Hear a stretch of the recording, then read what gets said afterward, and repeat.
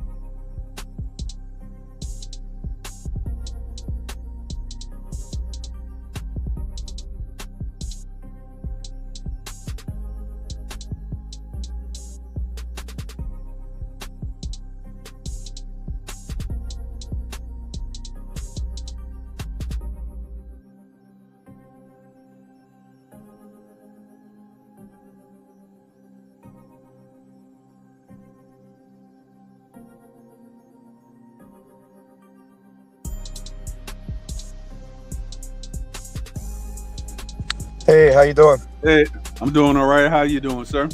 Good, fine, thank you. All This right, is Valentino Sifu. How's everything? Good, I'm here. everything's good. So Great. one of the first questions I want to ask is how long you've been a practitioner and of wushu or kung fu? Because from my understanding, I do know that wushu is certain people could say that's the original form, and Right, gong fu was is like the westernized term. So, oh right, no, right. in Chinese or in Mandarin Chinese or in Cantonese, what is the Right. appropriate form to say the Chinese martial arts? Right. So let me explain something to you. Wushu in general means martial arts in China. So All it's the right. name. It's so you can name all martial arts from a Chinese perspective as wushu, right? Okay. Now, Kung Fu, some people say Kung Fu, some people say Gong Fu, and it depends on also the dialect. So Gong Fu it means skill. So like, All right. and sometimes they said this in movies, like in Karate Kid and stuff. So Gong Fu would mean skill. So if someone has good Kung Fu in something, they'd say he has good Gong Fu if he has good skill. So like a All cook, if right. he's a really good cook, they say, oh, he has good Gong Fu. Or if he's a good, carpenter, he has good Gong Fu. So Gong Okay. Fu, Gong Fu from the Chinese perspective would mean someone that has skill. However, All right. like you said, the term was coined to mean martial arts probably like in the 70s, with Bruce Lee and others that came over. So they started Right. calling Chinese martial arts as Kung Fu, which, Right. it was basically accepted as that. And Chinese people know that also. So they may say Kung Fu is martial arts, or they may say Kung Fu is skill. So you just have Oh, to okay. you just have to know where in the sentence they're using it and into what it's relating to actually. The Right. wushu in general means martial arts, and the characters for the wushu, it means basically what I was taught by a master, Sun Leo, who was from the Beijing wushu team, who I met on the set of The Last Airbender because I did stunts and fighting on that set. All Um, right. Sun Leo, he taught me. He said that the characters for wushu, it means stop the drama. So Oh wow. you want to stop the fight before it turns into a fight. So that's the one who wins the fight can stop the fight before it gets into a fight, right? Before it gets to Right. that level. So anyway, Okay. I've been practicing martial arts since the 1970s. Um, Wow. around so not officially until a few years later, but around 4 and 5 years old, um, there was a man named Jason. He used to spell his name J Sun, like J/Sun. Yes. He was a original student of the praying mantis school that was in Chinatown. Jin All Fu right. Mak. Jin Fu Mak taught Southern Mantis in Chinatown back in the 70s, and maybe Chinatown, earlier than that. Chinatown, Yeah, San Francisco, Chinatown, New York. no, Philadelphia. Oh, okay. So Jin Fu Mak was one of the early kung fu teachers here. I mean, Mm. there were some other ones. So he was one of the earliest. So he might have been here in the 60s, and I'm not right now. I'm not sure at which date he came, but one of his students was teaching me just basic things, and then he got excited about learning Jeet Kune Do. So he was learning Jeet Kune Do on his own, and then was teaching me just kicks, block, punches, and stuff like that when I was a young boy. But All it right. wasn't official training. It was just like training at home under him, and not really in a school setting. So a few years Gotcha. later, yeah, right. Then a few years later, I started studying Hung Gar, also from one of the originals, Chang Shapoi, who's one of the also an original teacher here from Hong Kong. And so I studied in that school for some years, and I kind of like bounced back and forth in styles. And this is something I kind of feel like it's either for some people it's a bad habit to like bounce between schools and teachers. All Um, right. it's if you find a really good teacher, it's good to stick with them and just focus on what you're learning. It could be any style. So because once a person that's good in a style, any kind of style, and that gets a good level and understands what he or she is doing, then they're able to learn martial arts from any system basically, even though it could be totally different training. But at least they had the Mm. mindset and they had the physicality, to do it, you know. So I've All been right. I've been training in martial arts since the 70s. Um, I did basically Interesting. start with kung fu, and I stuck with kung fu all my life. I did study aikido from the professor at Temple University, Okay. Utada Hancho. They call him Hancho. I All mean, right. I call him Utada Sensei, but he has the title of Hancho. Um, I Oh, studied aikido, and I studied some of the Korean and Japanese martial arts. Um, but my primary focus was kung fu, wushu, and tai chi. So I've been also all doing right. tai chi since 1985. Since I was eight when I was Wow. 18 years old. Yeah. So 18. Wow. um, Wow. and I developed in tai chi. I developed over the years in tai chi until I started teaching in '95. Um, Wow. so I always liked the northern martial arts, but never had access to it in Philadelphia because basically we didn't have anybody, or the people we did have uh weren't teaching, or they just didn't emphasize the northern martial arts, wushu. So All wushu, right. right? So wushu today is there's two categories of wushu, and there's a lot of divisions and subdivisions of styles.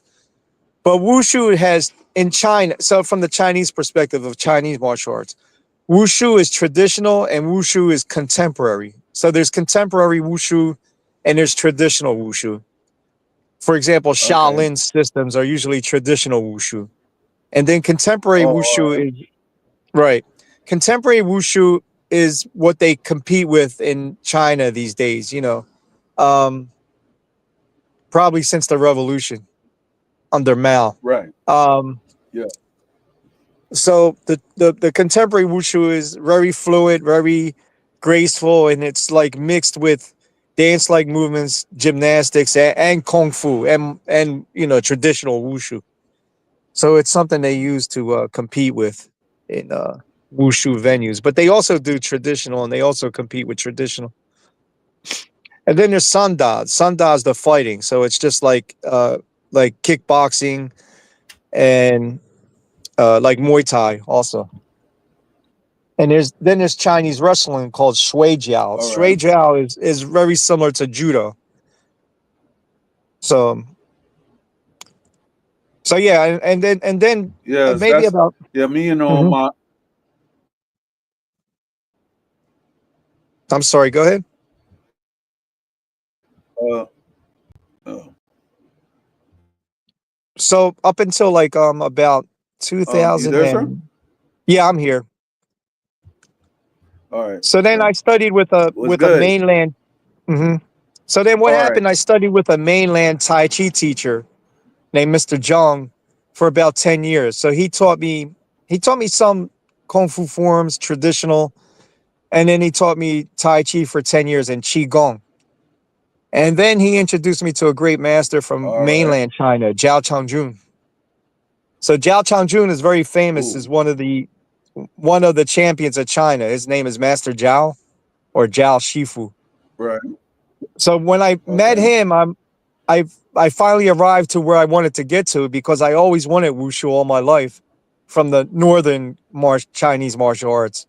And when I met him, I stuck with him until I became, a sifu under his school. All right. Um, so Jiao Changjun is very famous. He was very famous in the Shaw Brothers movies, doing the drunken fist, drunken sword, and styles similar to that. Okay. A question I have to ask, like, with Sure. your expertise and everything, Hmm. like, according to you, Shifu, um, in your years of learning martial arts and everything, Uh huh. what are the main differences between the northern Chinese martial arts and the southern Chinese martial arts? That's a good question. There are a lot of similarities, but there is a break-off point. There are differences. Um, Northern martial arts are very long range type of martial arts, and they use long range weapons. Southern martial arts All tend to be right. more short range, more linear, more inside fighting. Uh, Okay. but both can do low stances to build the legs. Um, Even though in fighting usually don't go low, but you adapt to your fighting style. Um, then there are similarities also. So there's Mm. still a punch is a punch and a kick is a kick, right? Yes. So there's still similarities. So Southern would go for their kicks, they would go more lower kicks, maybe up to the to waist level. Northern wushu might go higher. Uh, so they're more influenced they're more prone to kick also, like the Korean martial arts and some of the Japanese Y- martial arts. Yes. The thing is, though, I've always seen that, but I wasn't really sure to go around and classify it like that because of the movies that I've seen. The Shaw Brothers and Golden Hmm. Harvest. Whenever Hmm. they talked about the North Styles and everything like that, Right. you seen people who were actually like John Woo and I think another karate not karate, I mean kung fu artist. that Hmm. they're actually known for throwing the high kicks. Right. So it was like, okay, I seen that, and then I seen the southern kung fu that they mainly focused on low kicks. But I was like, okay, is this true? Is this false? So I had to ask an expert. I mean, you could say they focus on low kicks, but believe me, they have the ability to kick high from the low systems, from the southern systems. So Yep. they would practice high, but they have the ability to kick high. I wouldn't underestimate their ability, especially a high level Right. practitioner. Right. So, I don't want to underestimate but nothing one either. I thought you were gonna. So one thing I might want to bring up here is the difference in the training regimen as far as All right. training in the West or training in the United States as opposed to training in China. All So right. yeah, right. So if someone's in China training or in Japan or Korea, so these are the places where they develop martial arts to a really high level. So Right. in other words, they have to represent the culture of the martial arts, and they have to keep that representation. So the training regimens are much harder and much longer in those countries. Here, All right. a lot of us in America, we started as hobbyists, like learning martial arts as a hobby. But the Okay. difference is also is that they envy Americans when they learn martial arts because they know Americans have a love for martial arts. In Asia, Mm. they may they may be like forced to learn martial arts and even under the stick. So like here Right. in America, we may not be under the stick, even though there were schools that I attended. Some of those schools were under the stick, or even by under threat of physical violence by the martial arts instructor. You know, Wow. and some of the toughest instructors have been African American instructors in the United States. So Yeah. I would say some of the strictest and toughest are African Americans. You know, Mm. but there was some very Nice. strict Chinese teachers here, also Korean. Um, Mm. so yeah, and then also in martial arts, there's different levels, and there's different levels of ability and different levels of teachers. So some levels of teacher could be a very high level teacher, like a master or a grandmaster. And then there's another teacher, he could be a student teacher. Then maybe the next level, he's just above the student teacher level. So the teachers are of different levels. So one Sifu or Shifu would be different from another Shifu or Sifu. So you could be an older person and you could still be a young Sifu compared to like a great master. But Right. they respect teachers of Right. different origins and different abilities. So All right. yep. Yeah. Another question I have to ask. Hmm. So the guy that you was under Wushu I heard that that the Ching Wu still exists to this day. Am I correct? Qingwu and Yeah, the Fushan. Ching Yeah, Wu. yeah, yeah, yeah. Yeah, yeah, and Fushan. Yeah, yeah. I heard it does. All right. Yeah, I heard Yeah, that it because I've does still always exist. Well, Shaolin still yeah. exists. And Shaolin is probably the oldest of the Right. martial arts. And I was just studying some Shaolin with a master from Niger. He's from Africa. Um, Yeah. he helps me with my students. Very high level. He studied at the Shaolin Temple in China. Uh, we were going over some of the basic Shaolin forms. And if you can get an understanding of Shaolin, you could see where a lot of the martial arts came from, like Shotokan and All different right. styles like that.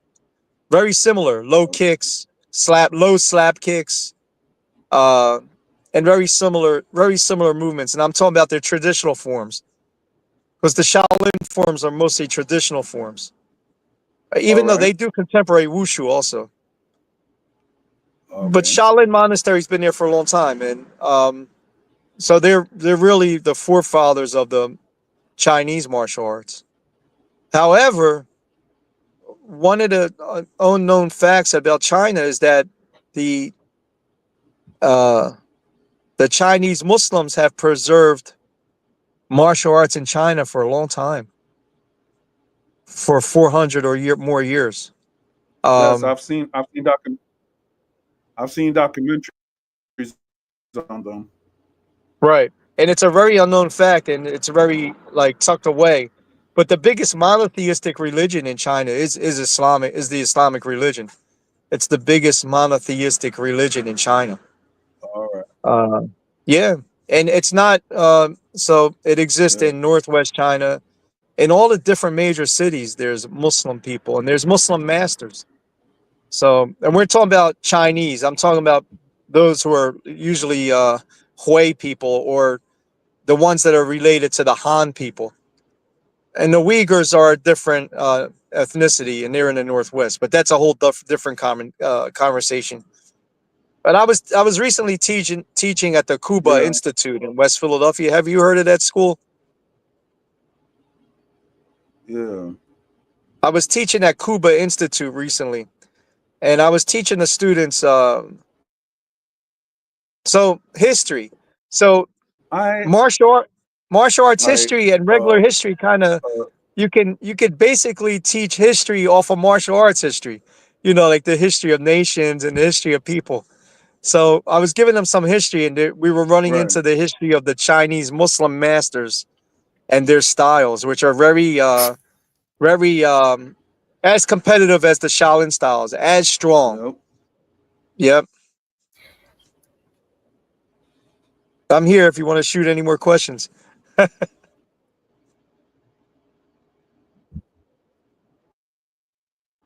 Yeah, of course. You faded out a little bit. I'm sorry. This is my colleague Sensei Pete. Right. Hey, Sensei Pete. Us. Um, yeah. All right. Which style does Sensei Pete do? All right. So does the way style of Can you kung guys fu? hear me? the- I can hear you. Yeah, Yeah. we hear you. Give me a second. Let me turn this Wi-Fi tower around.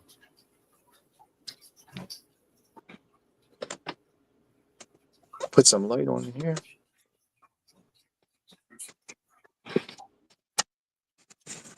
All right, that should sound better now.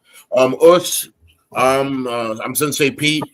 My Hey, Sensei Pete. predominant Oops. background style is Seido. It's Seido karate. I am a Okay. first dan in Seido karate, first dan Kyokushin. I'm a second dan black belt in the Marine Corps. Brown Oh. belt judo jiu-jitsu, brown belt Arnis Kali. So you can say I'm MMA, but I don't do MMA. Oh. Okay. Oh, that's great. Nice meeting you, Sensei Pete. Also, my brother, peace to you. Okay. The name of my system is called Lion's Paw Martial Arts, and it is Hmm. influenced off of heavy influence of karate, but also influenced off of some kung fu. The fluidity of kung fu is very necessary when it comes to movement and martial arts. And the more balance you have in movement, which of course, the greater your balance, the greater your power that can come out of you with less effort. Right. And sometimes Yep. that's all you need is that one punch that you did with no little to no effort, but all the power of your body was in that punch because you were able to rapidly flow into that movement and then hold it stiff like a rock to where when the attack actually collided with the person it needed to hit, that's all it took. Right. And it's usually to It's harmonize. basically the method we use for breaking when we break wood through. Okay. Go ahead, brother. It's basically you're harmonizing the body, the internal, and bringing it out to the external, and bringing this power up from the ground Yes. right through your dantian, right through your, abdominals and dantian area, and you're just unifying Yes. your mind, your body, spirit together to get to that, to that stage or to that technique that you want. So that's what's called um when a person is becoming aware of his body, and he's aware of all his movements, and he's refining his movements, and he's bringing these movements from internal to external, basically.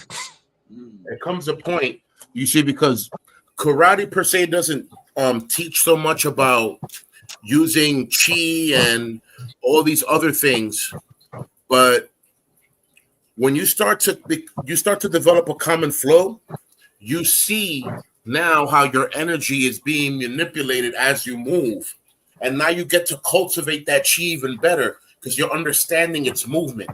The more Right. you understand it, the better you can use it, the better you can teach it.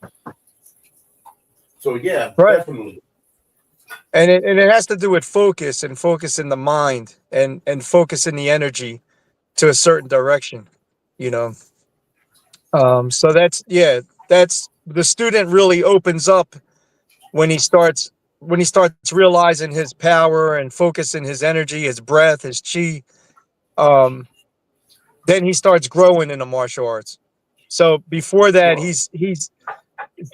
he's trying to figure it out. That's why he's going through levels and he's going through repetition Yeah. until he finally goes with that flow, you know. So I a lot of times students are fighting against it, and it's just a point of relaxing and just going with the energy. A lot of times students are in class and they're waiting until class ends, or they're not really understanding what they're doing. So it takes time for the student to mature in movement, basically. I Would mean you agree?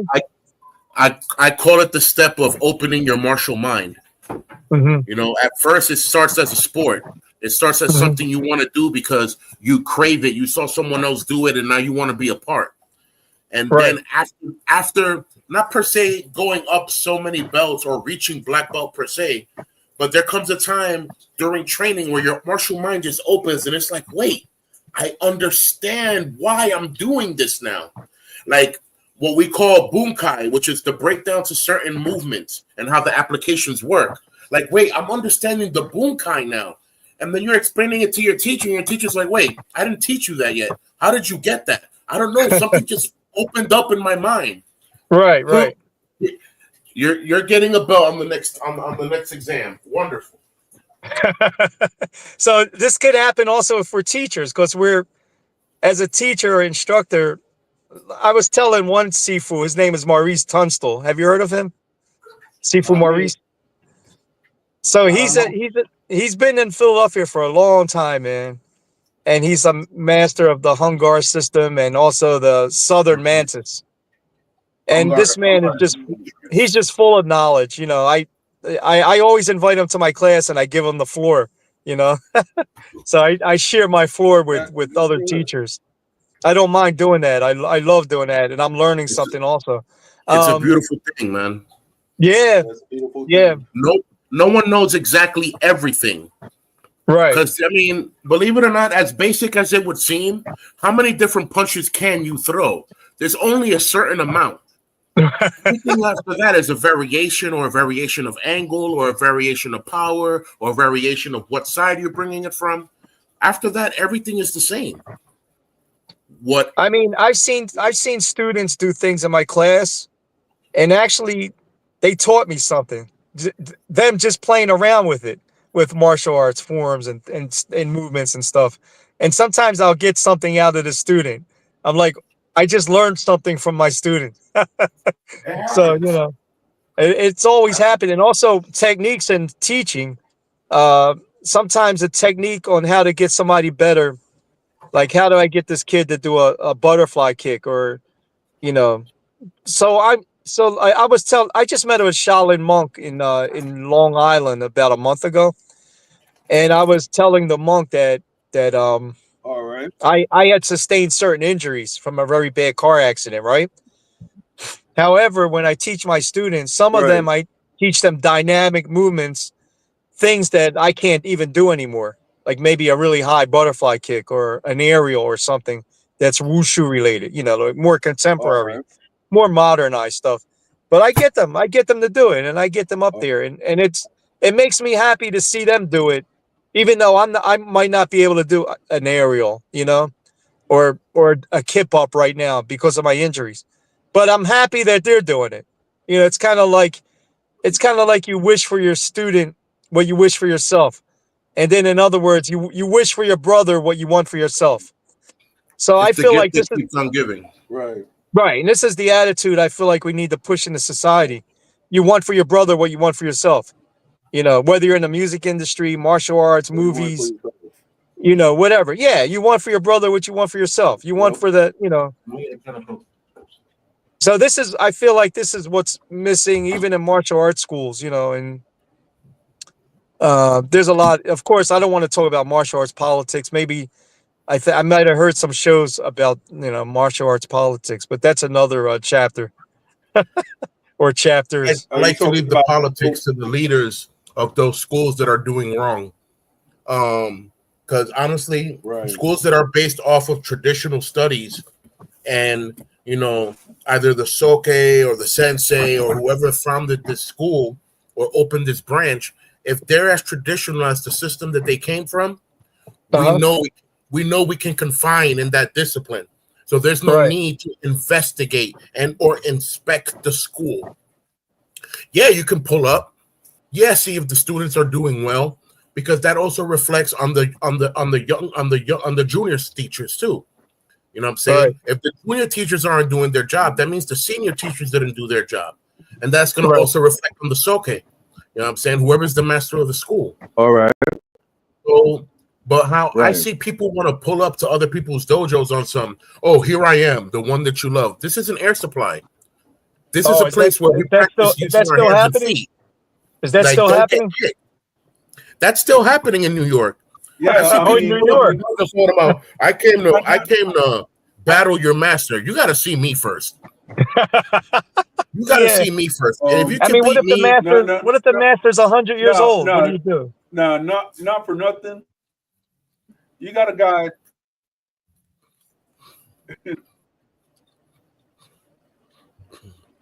I It seen just the happened to me in my I seen the class. clip, Actually, right? the And the go guy, I ahead, go guess ahead. he Sorry. was talking about- you glitched out, bro. You got to start all over again. Oh, my bad. I was saying that I There you go. saw a video of a taekwondo master, right? And Right. the thing is that there was this guy who was a newbie. I guess he just learned MMA for a couple of months, so he actually thought that he was gonna come. He wanted to come to the school and see if he could test his fighting skills.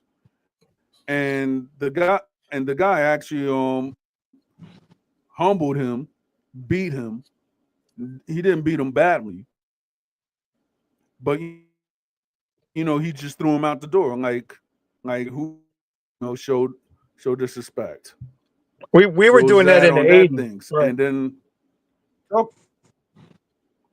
yeah, and then We were doing that in the you might know 1980s. of this case. Uh-huh. Really? Wow. We walked in it. We were I doing that heard in that the was some 1980s. disrespectful times. Yeah. But in the 1980s, I was a member of what you call the Wow. Guardian Angels in Philadelphia. Awesome. And yeah, so there was about 3 of us. We used to go into different All schools and right. challenge people and stuff. We walked into a Korean school, right? And we are so lucky that master didn't come out. We were so All right. lucky. We were so lucky he didn't come out because he would have whipped us. um, back So in, yeah. real So you're quick, from New York, Sensei? Are you from New York? Yeah, I'm born and raised. Okay, because I came to Master Moses Powell a couple times some years ago. Sonoka Ryu, under Right. Professor V. Right, and I came there with Sensei Tanweer, Sensei Tanweer Sahib, and Saifullah, and I Cool. came there with Brother Tariq. Brother Tariq was the one who got in trouble. Tariq Shabazz or Tariq Shah. He kind of got in Shabazz, trouble. Yeah, he got in trouble with the government there by saying something about politics and got in trouble. But I Some came there, anti-Semitic. yeah. So I came there and I met Master Moses Powell and took a couple seminars at the place. It's called Where Worlds Collide, something like that. And it was very interesting. Believe me, very interesting. I'm a student Nice. under William Oliver, who was an 8th Dan in Seido Karate and a 6th Dan in Kyokushin. Right. Our dojo used to be on 100th Street and Broadway, and then it Oh got wow. moved all the way downtown. But I had left the dojo in '96. I've been in karate since I was 5. So by the Oh time I wow. was 13, I was already a black belt. Oh wow. At 14, a judge, one of these New York City judges, came to my dojo, and he didn't even us at the door talking about, oh, I came to challenge the master of this school. I was 14 years old. I got mad. I got Wow. mad. I said, you just violated my home. Oh, I'm a judge. You're not a judge in this court. Take your shoes off. Take your whack-ass suit off and see me in the middle of the dojo. And my sensei was like, oh. So William a Chinese boy. William didn't say a word. He said, you got it. You got it. He let me have it. I was 14 years old. I kicked that judge's ass. So So this it was- happens sometimes. People just come on the floor and they challenge teachers. Unfortunately, doesn't end well for them too much. So a boy came a couple weeks ago, came to my class, and I teach at a Chinese school. And the only way I could teach at a Chinese school is because my teacher from China recommended me there. You know. Right. So what happened is a union of something. Right. So a Chinese boy came there and he studied Wing Chun in China. And I think he studied from Fushan or Qingwu or Fushan in that area. So he came and he said, I mean, I know some Wing Chun up to some degree, and I can open up somebody's Wing Chun with some permission from the Sifus in Philadelphia, Sifu Pete Padgel or Pete Padgel. But anyway, he came on my floor and he said he wants to touch hands with me. So I said, okay, I'll do a chi sao with you. So we did some chi sao, and I said, look, don't attack. Let's just play hands. Don't do attacking. Only because I just met the guy, the young guy. He's about 16. I said, don't attack. So he's gonna throw a real punch at me. I'm in my 50s. He's 16. I just blocked it out and then hit him on the chest. So, and he was kind of surprised, but I felt like it was a little disrespectful because as the teacher in that class, I asked him not to throw any punches. Correct. Because I know where it can go. Yeah, I know where it can go. And it's a direct order that he acknowledged. He said, you pretty much said it, and he said, okay. And then he decided to disobey it. That's automatic grounds for kickout. Right. And I think he was not all Chinese are prejudiced towards non-Chinese. They're all different. There's 1.5 billion Chinese, so every Chinese person is different. But this particular person, I felt like he was a little prejudiced towards, oh, this guy's not Chinese, Why is he teaching my style when he's not from where I'm from? Right, exactly. And that happens also, Right. So what I did is I have a brother from Nigeria. Go ahead. All right.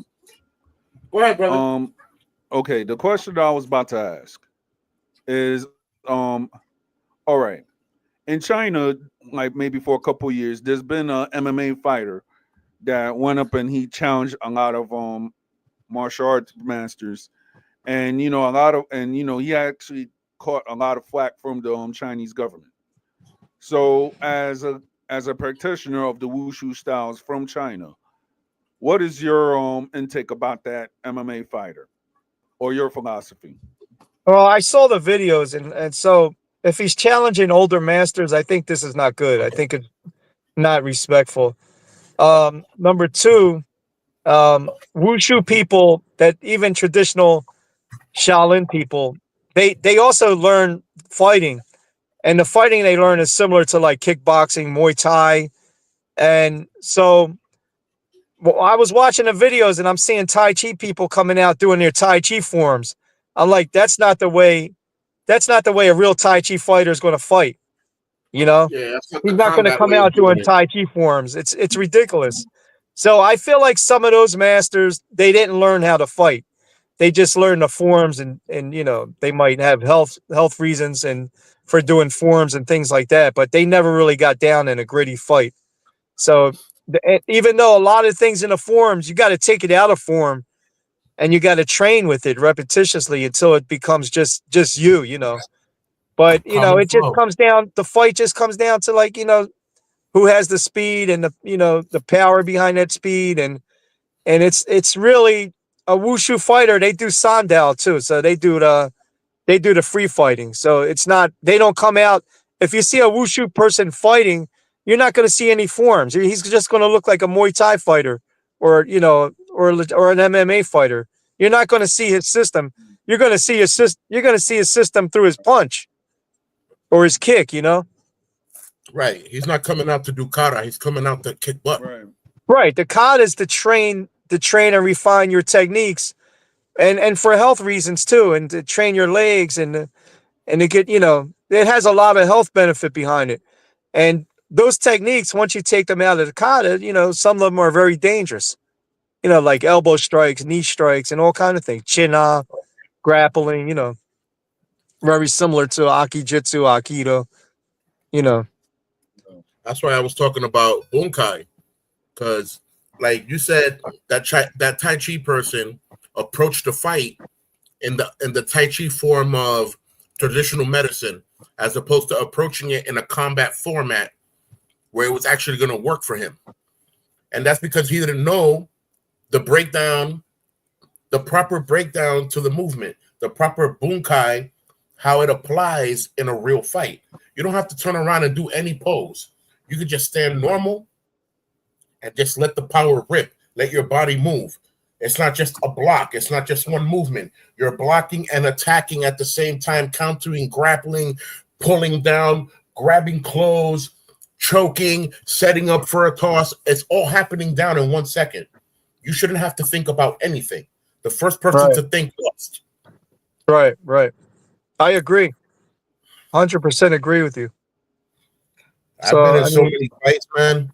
I was saying earlier that my first tournament, I was really scared because they actually had me fight against a Japanese kid. They came from mainland. So I was like, that's not fair. I'm from New York. This guy's from mainland. No, but you're on the same syllabus. I don't care that we're the same belt. He came from mainland. He's going to mop the floor with me. No, he's not. Trusting yourself. It's not about trusting in myself. I trust the system. And if he came from where the system came from, I don't care if he's the same syllabus as me. I'm about to get mopped. Oh, well, you have no faith. I said, nah, don't say that. Hold on. I went to the floor, did what we do. We bow to the judges, bow to each other. You know what I'm saying? Here we go. I kicked his ass. I was happy. I was like, yeah, that's all the confidence I needed. Ever since then, any tournament I win and I faced it with no fear, because that was when it was revealed to me that it's not where the person's from that's training. It's where the person that's training is from. Meaning how mhm. hard you train, how hard you practice, what love and fire is in your heart for this system. I hear you. I agree. Because even when you lose, you win. You learn experience. So you win something. Right. So You know what I'm I saying? heard this phrase Right. lately, because I work in the movie business. So we were talking about a character, and the person suggested make him earn his loss. Make That's him deep. earn his loss, Mm. you know, and that's a That's deep, deep. you know, that's a Wow, deep that's a good thing. one for me. That's deep. So That's yeah, That's deep. yeah. So as the simple character, as it our is. main character, huh? As simple as it is. That's deep. That is deep, yeah. Yeah, that, Whew. Wow. It kind of hurts. That's like a reality check. Like, oh wait. Ah, yeah. I will study harder. Yeah, exactly, right. Yep. Wow. Yeah, man. Oof. Yep. Well, nice talking to you guys, man. Stay in touch, and You're thank welcome to you. pass by, man. Every Wednesday we're here. thank you. I'm holding my phone. Thank you, Sifu. Let me salute I'm you. on my laptop, so I don't have to Yeah. hold my phone. But yeah, Okay. Here's a salute to you back. So I got to go home to the boss. You know who the boss is, right? us, brother. The boss ahead of the Your sensei and wife. Sifu. That's the wife. Yep. So I'm a whole and captain she's Well, we know we I'm a all whole married. captain for the Marine and Corps, she's and wifey's a and general. not only that, she's from the Bronx. So Wifey's a general. She don't respect me for nothing, and I'm a whole captain. I'm a whole Oh. captain. She talks to me like she's a general. Make me feel like a lance corporal on a regular day. Yeah. yeah, and the wife is from the Bronx. So I gotta, She is too. Oh, okay. Yeah. Yeah. Whew. My lady is. I can say we're both from the Bronx, but she was raised down in Philly, but we're both from New York, to tell you the truth. Oh, okay, okay. And the interesting part is that I guess you that shoot my my notebook on it. wife, she's 6 years younger than me, but me and her were neighbors. Like where she, where she used to live at and where I used to live at, I ain't me mad at it. We were neighbors. Yeah. Well, this has been So fun talking to you guys. This is Philly my Wushu first team. podcast. Go ahead. Say that again. I'm Yeah. sorry. I mean, you're welcome here anytime, sir. I was Oh, saying thank you. that you're welcome here anytime. Cheerful. Shishini. Thank you very much. Brother, shout out your name and your school so that all the people that heard you and saw you on the cast remember who you are and remember the school. My name is Rudy Sifu, and I'm from the Philadelphia Wushu team. And we're establishing a Wushu team in Philadelphia to represent the city of brotherly love on the worldwide stage of martial arts and movement. So we're building our team. We have a brother that's a master from Niger, Africa, uh, named Emil. Mhm. He's a University of Penn doctorate student, and he's Shout helping out. the team. And we Nice. have Sifu Maurice Tunstall, and we have the young Chinese brother from 16 years old from the Hong Kong Wushu team, and we have a brother from New York Wow. named Yassine, who's a champion Algerian Wushu practitioner. So Us. we plan on Nice. grounding a team here to represent the city of Philadelphia, and all martial artists are welcome to this team. So we want to display not just Chinese martial arts but other martial arts as well, and That's beautiful. come with your ideas. So we're Nice. That's gonna do beautiful. performances and everything like that. All right. So, That's beautiful. so hmm yep. That's beautiful. Well, you heard it from him. Shout out to the Wushu team, and we hope we hope Shout and out. expect to see great comings from you guys, and hopefully, we hope to see more collaboration between us because martial arts is definitely my bloodstream. I don't know nothing else. I do, but I don't care about nothing else. Martial arts is life. Us. Us. Us. And I'll Word. put you in touch with other teachers, other masters from Philadelphia. I'll put you in touch with some more people. That's beautiful. Look All right. forward to Thank that. you. Yeah. Thank you very much. Thank you. Have a great week, a great weekend, and Thank you. keep the Sure. chi Bless going. you. God bless. Barakallah fikum. Allah bless you, inshallah. Thank you. Barakallah fikum. All right. Mm. All God right. bless you. Yeah, he said something earlier that Yeah. was very I mean, me. as far as history is concerned, because a lot of people don't know that there's Muslims in China. And for some people, they forgot their history or they were never taught that the Moorish Empire at one point almost conquered the world. So yeah, the Moorish Empire, Yeah. a lot of them But were martial artists and they stayed in China and forget about it. yeah. But then some of them is like, I guess from what I've read, that there were that because you know that the Silk Road, you had a lot of nationalities that came. So the way people of China, right? From what I've read, is that they're like a mixture that most of them were Shia Islam, and they were like the ancestors of Persian traders or the Persians that came to China during, I guess, maybe the Tang Dynasty or something. Wow. So within that system, I forgot what it's called, but they said that they learned from Jing Yi Quan. So I've been hearing about this for like maybe 10 years, 10 or 15 years per se, about that style.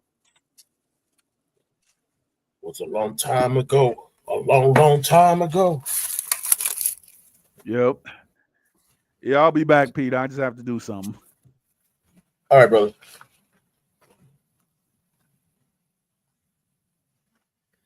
All right, guys. Part the lateness, but it's your host with the greatness. Always humble, never fumble. Don't panic. It's organic. It's your brother PKD. Once known in the streets, not known anymore. Still known, but not known anymore. Life has changed. Things have changed. Styles have changed. Happy to have been saved. Follow a life that is church-like.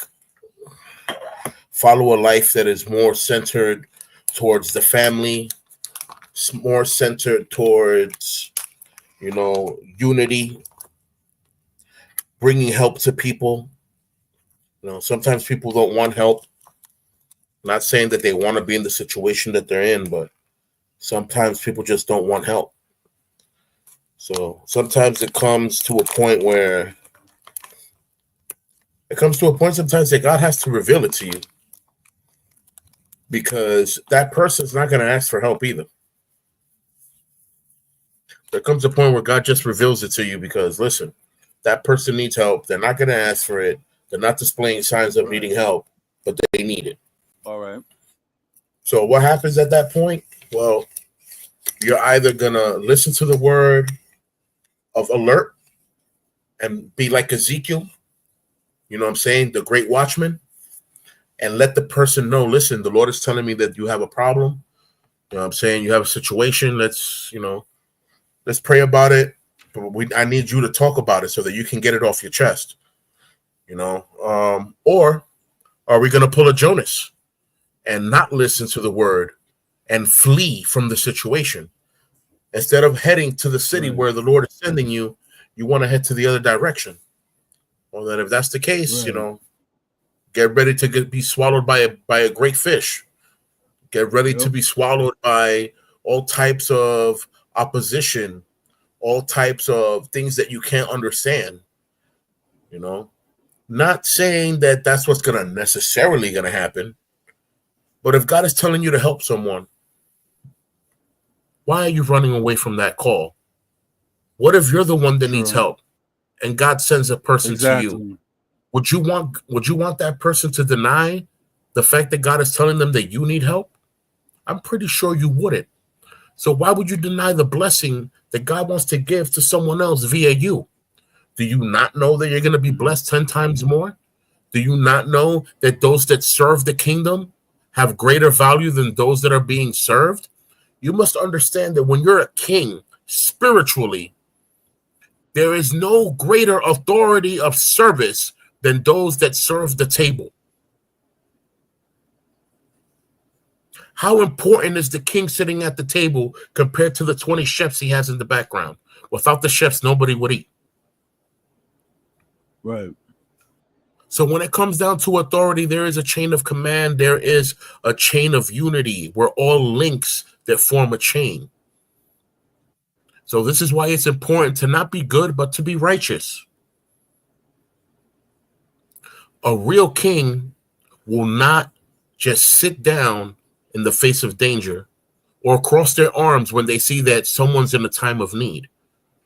This is where being spiritual, it helps you, because you have an enlightenment towards what needs to be done. You have an enlightenment towards, oh, this person needs help. Let's help. But I'm telling you, there'll come a time where you'll need help and you won't feel it per se yet that you need it.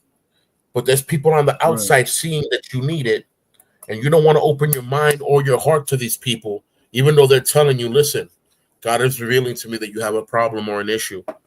You know, let us address it. You know what I'm saying? Before it becomes something that you can't handle. But I'm gonna hold on to that thought for a second.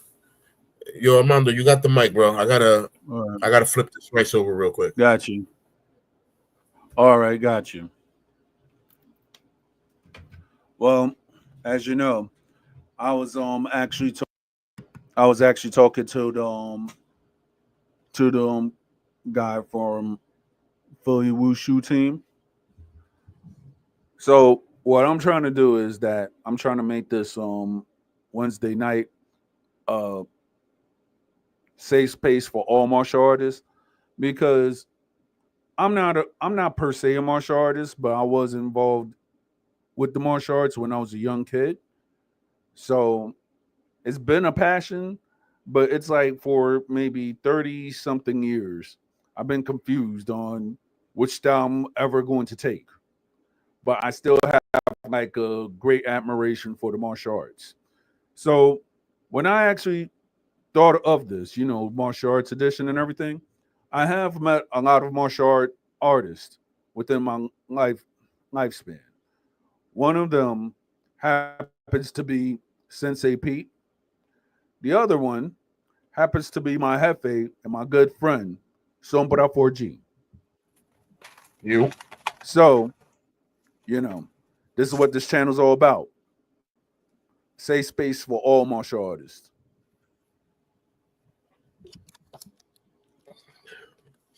Yo, shout out to the usual list of suspects. You know who I'm talking about. It's the mods. You know what I'm saying? In the comments, the mods sitting in the background, just waiting for someone to act out. Like I said earlier, no need to panic. It's organic. Yeah.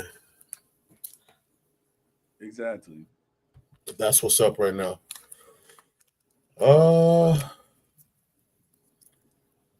So the Sato institution of mainland and New York have finally acknowledged me through the system. And they're saying that yes, everything's been legitimized. Congrats. You know what I'm saying? Hoorah. Yeah. So they finally said, that I'm good, I'm legit. I'm a black belt under William Oliver. All right. My certificate was signed by Nakamura. You know what I'm saying? Yeah. So my certificate has Nakamura's signature on it and William Oliver's signature on it. What else they told me? They told me that I need to pay some fees or some union dues or whatever, and that they can give me all the paperwork I need so that I can open up my own dojo. Little do they know that that's already in the works anyway. But, Hoorah! Hoorah! So one victory follows the next and follows another. Yeah. Just like defeat. One after the other. Bro. Yep. That's it, man. Slowly but surely, just on my way back up where I should have been. Exactly. Anyway. Yep. I told you that in my last CAT scan for my back, they said that they could see that 2 of my discs had moved, and that they were back in place where they should be. So now all I got to deal with is with the sciatica. After that, I should be good. All right. So my back's not broken. Hallelujah. Amen. I know for 7 months, though, my back felt like an accordion, like a slinky. So my back was definitely broken.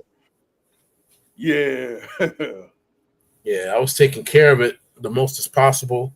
I didn't have any belts or braces or nothing, but I tried to sleep as straight as possible. If I was gonna sleep sideways, I would make sure that my leg was lifted so that my discs weren't turned. And little by little, my back has strengthened back to where there's only two parts in my back that if you press, it hurts. Everything else is solid. So I already know that I'm going to be good to go within the next 2 years. I'm going to be 100%. Yep.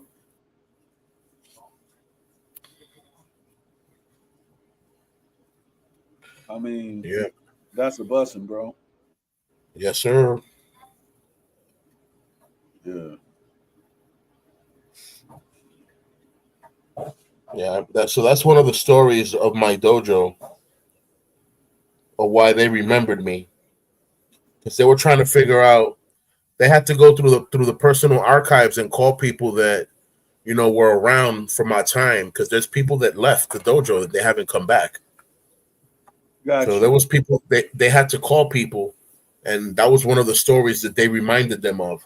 Like, oh, remember that time that judge came to the school and tried to challenge Shion Oliver, and Meatball got up and got upset and challenged him to a to a round. That's when they remember. Like, oh yeah, Meatball. I'm like, I'm done. That's what y'all remember, Meatball. Wow. So yeah, Meatball, the 14. I mean, because when I started, I was young, and that's what I looked like. I looked like a meatball. I was a fat boy doing karate, but I was kicking over my head. That's You know what I'm saying? That's an amazing thing, bro. That name just sticked on me. They've been calling me. They called me that for years. Oh, Meatball. So at 14, I was already a black belt. This was my second year being a black belt. A judge pulled up talking about, I came here to challenge. Nice. I'm like, my man, you got to see me first. You ain't touching my master, bro. Like, get out of here. I got mad. You didn't even us at the door. You look at it and spank you at the door. Wow. Now that's love right there. I just love how God was with me, bro, because I didn't know what he was going to bring to the table.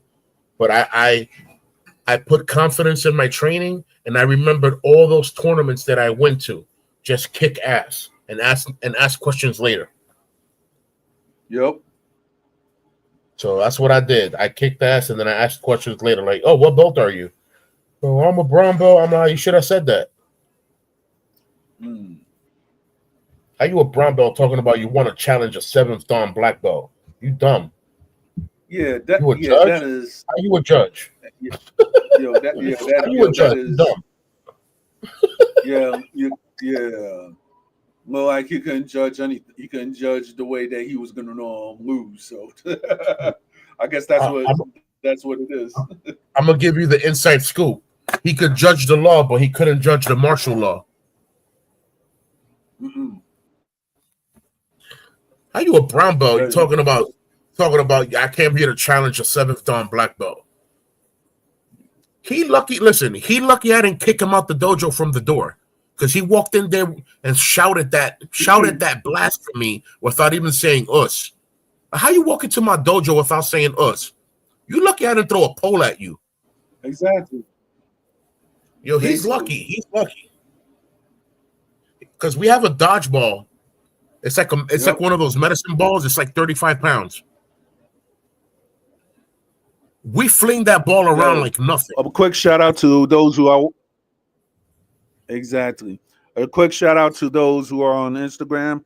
Shout out to the brother Johnny Rose for the culture, and shout out to Malik Umbe. Yo, shout out. I have to say that she's been in the urban movement, and also she's a great chef. So hopefully, me and her we link up, because she's a great chef. I give much respect to her for that. That's what's up. Shout out to all of them. Guys, remember to pass by the YouTube, hit the like, leave a comment, leave a question. We're here for that. Yep. For sure, for sure.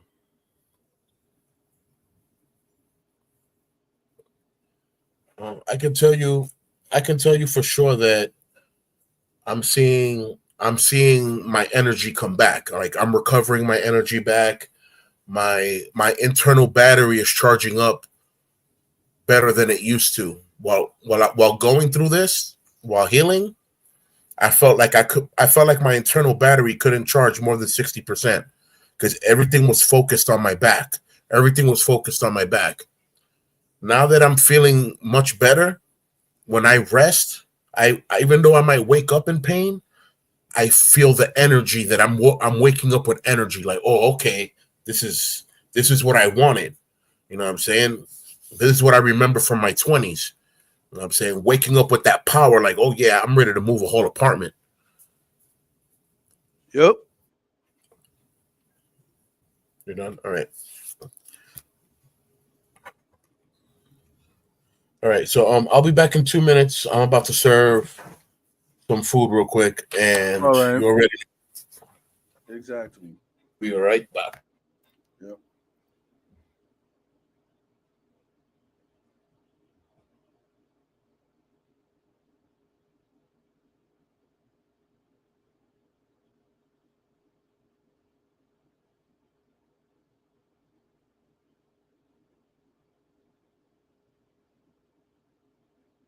Yeah. So I could say that tonight was a great night. It's a great night. So we still could talk more about the martial arts. Anybody that has any questions, you know, we right here. This is gonna be the official martial arts safe space for the time to come. So we're still grinding and we're still gonna do our thing. So one of the guys that that I'll try to help is my compañero Sombra 4G, black belt, great friend. But you have certain people that that they've learned the martial arts. They might have fell out. They might have certain things happened in life. They may not connect with their master or anything like that. So with that said, one of the projects that me and Pete were actually working on is to cultivate the history of the martial arts in the Dominican Republic.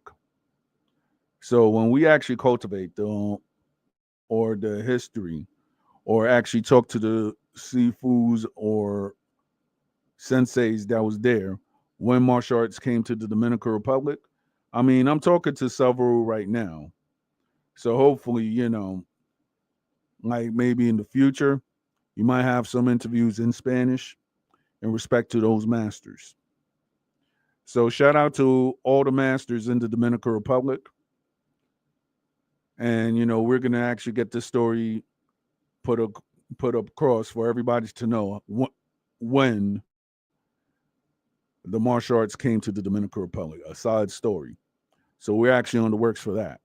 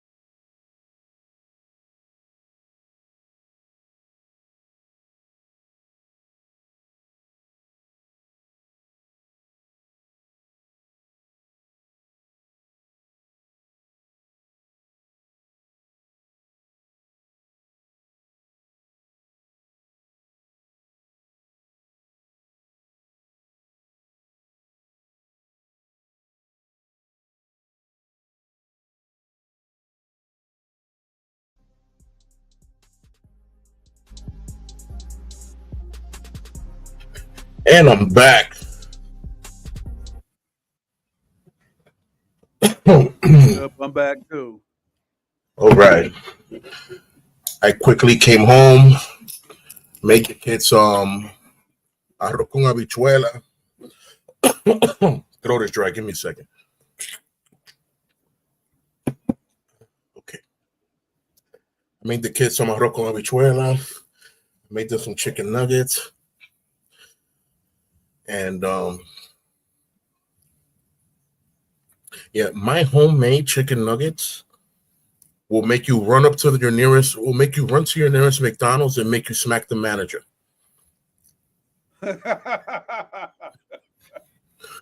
Dag. That's my homemade nuggets are so good. They don't need breading or nothing. My homemade nuggets are so. Wait till you come back home. Wait till you come back home, bro. I'm gonna call it. I'm gonna say it like that. Wait till you come back home. Because when you come here, you're in San Pedro.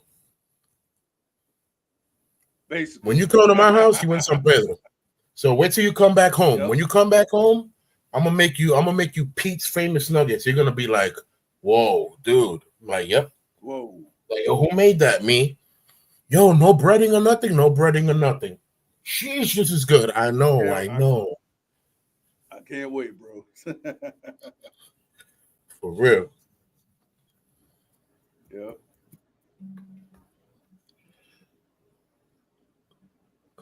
Yeah, wifey's about to wake up in the next few minutes. Got you. So how's everything? You know, with the 8th role you're gonna take on, bro? Well, just like any challenge I take on, man. Being CBD, I came out, so I conquered. Yep. That's pretty much it. Yep. I'm gonna attack it like Julius. Yep.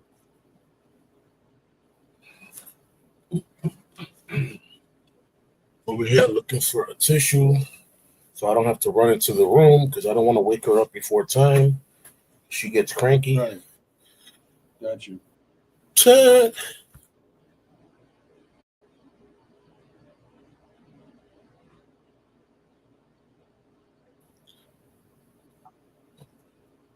Yeah, man. Temperature starting to regulate, signs of spring. So, you know, I already had a few students hit me up today talking about that they haven't seen me in a while and they wanna pull up for some classes. I said, hey, y'all welcome to come anytime. Y'all actually know where I live at, and I don't let people know where I live at. So, got you. Hey, y'all welcome to come anytime. Mm-hmm. Yeah, I don't have a predetermined time of class. If the people decide to pull up and, you know, there's 2 people and it's 5:00 in the afternoon, that's when we started. 2 more people came, cool. We're still at it. Saying by the time we're done, if there's 7 or 8, it's whatever, it's cool. But yeah, when we start, we start. If you miss something, not too bad per se, but you're just gonna have to come to the next class. Because I don't want to disturb the ones that I already just taught the stuff to reteach it again. Like what I might do is tell them to teach you. So hey, yo, guys, teach them what y'all just learned in the past hour. So I'm not doing a redo, only for the simple fact that, you know, I'm gonna do a redo on another time. So why do it again, you know, and mess up the time for those that actually came on time?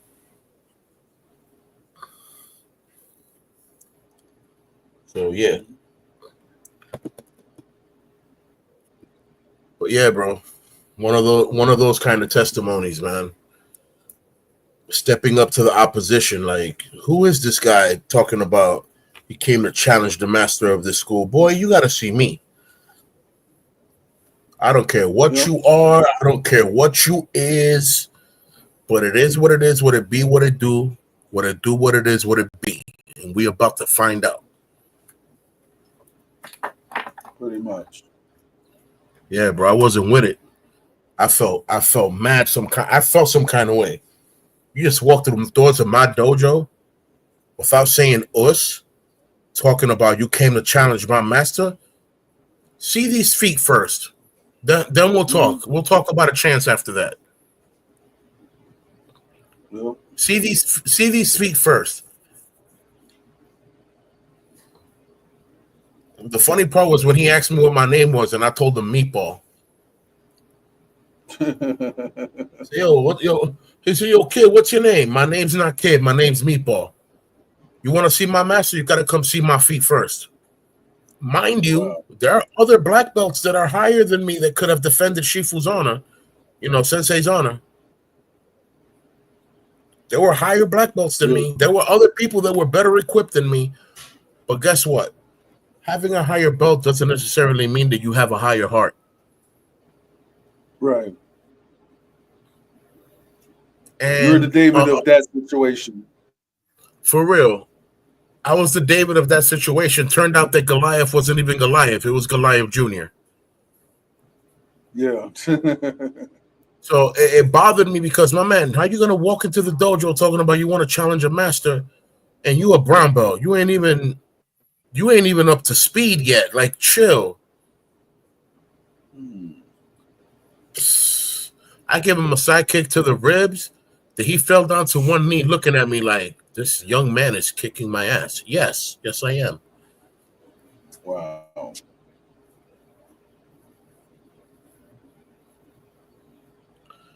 That was real spill right there. All I know is that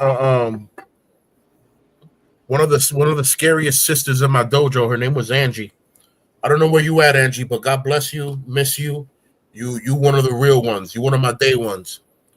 Angie was known for every time it was time to ki, she would scream like if she was gonna break the walls of the dojo. Yeah, I'm like, whoa. So whenever she did technique Shiai, which is where you like freestyle your own kata, whenever she did a technique Shiai and she hit the last one, she would go, yeah.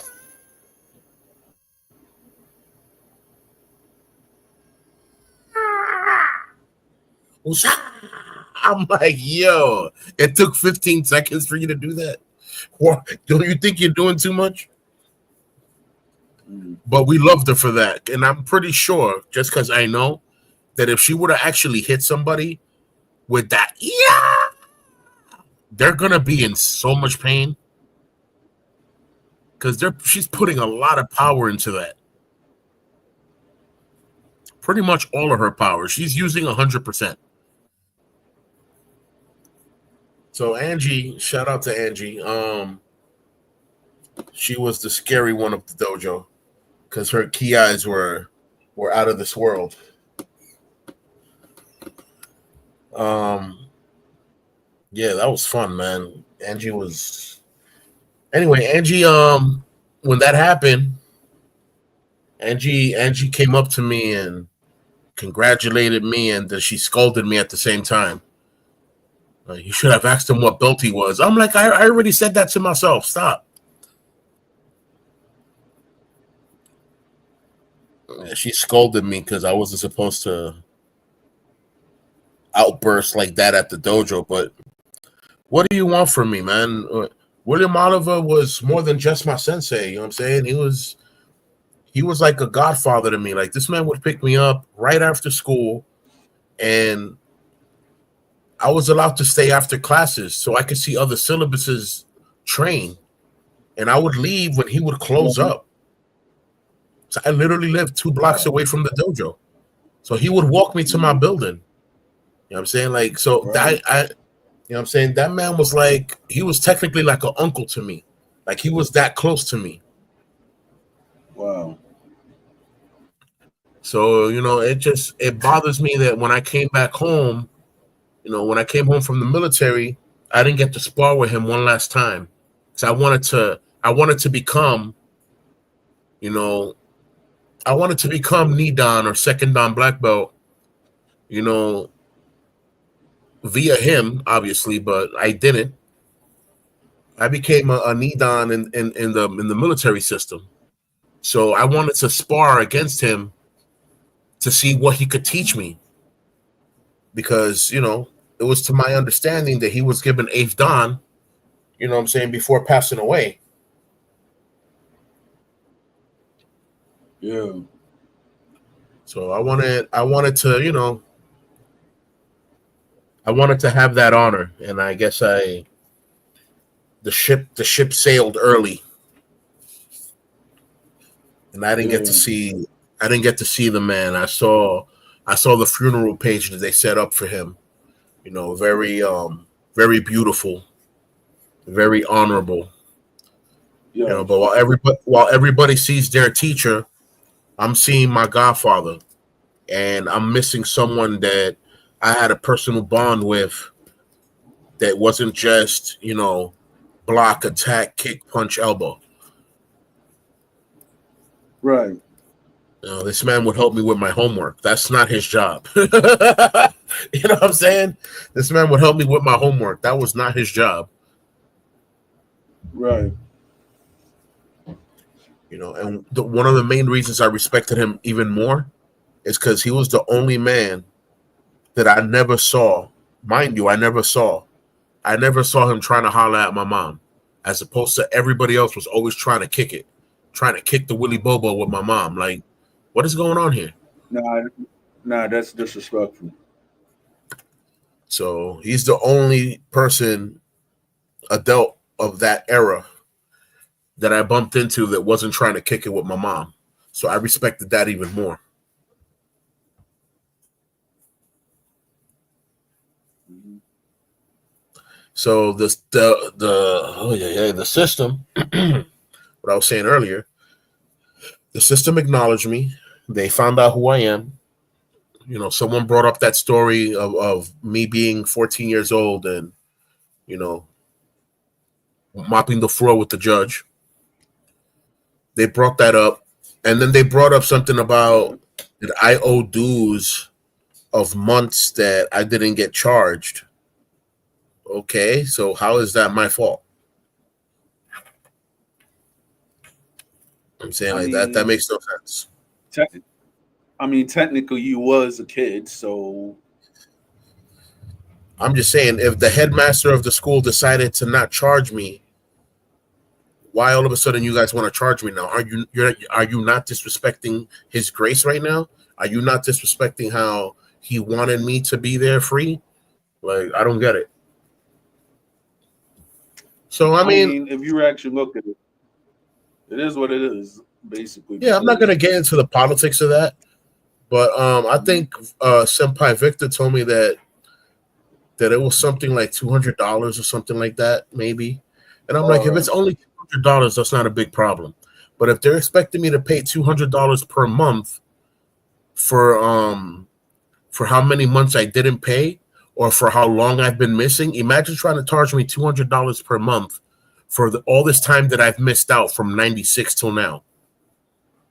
sure, That's a yeah, big multa. Like, you're not hitting me with a fine like that. yeah, that You're is a not big hitting me with a move. fine like that. What do y'all think I am? A 10th Dan black belt that decided to skip his school? No, I became a black belt and I moved on. Right. That's what happened. I became Mm-hmm. a black belt and I moved on. By 96, I was gone.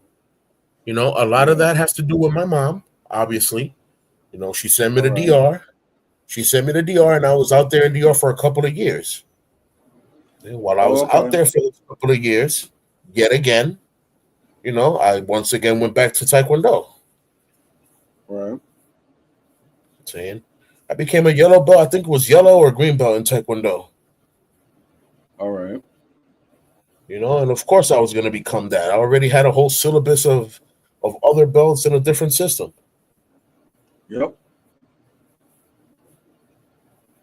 Plus, Twin already knew me. Twin knew me since I was a young boy. Yep.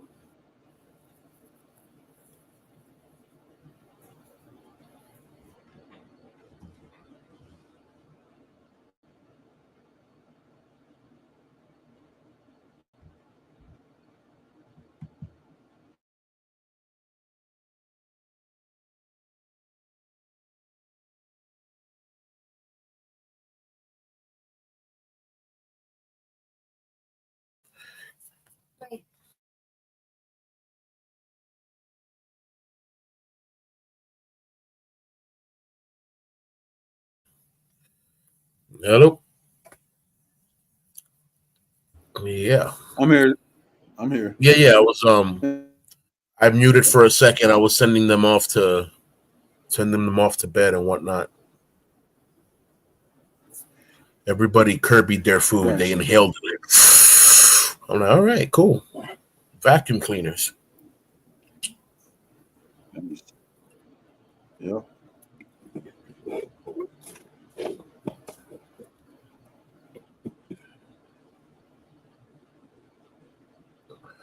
Yeah, bro.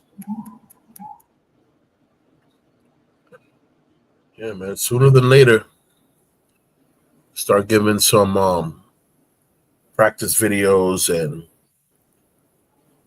personalized techniques, strategies. All these things are to come. You know what I'm saying? And it's gonna be great. All right. It's gonna be. Yo, just let me know, because since I got a new camera and everything like that, I'll record you and everything. Yeah, brother. So Senpai Victor's about to open up his dojo in Bronxdale, All right. and this is why I kind of need my paperwork so that I can go assist him there. His teacher, okayed it now, because obviously he was the one that was running the background check on me. All right. So he okayed that I can assist, Victor in the school, teaching my own stuff, and that I just Right. need the paperwork so that they can have it there on file. And I'm okay with All that. right. I'm okay with that. That's good. I just need to double verify what the Sato Federation wants from me, and if they want to give me a mock test, they can test me but not mock me. You understand? Got you. Yeah, give me a mock exam. They better not mock me. I learned my techniques from William Oliver himself. Mm-hmm. Chase, go to bed. I'm looking directly at you. You playing monkey in the middle.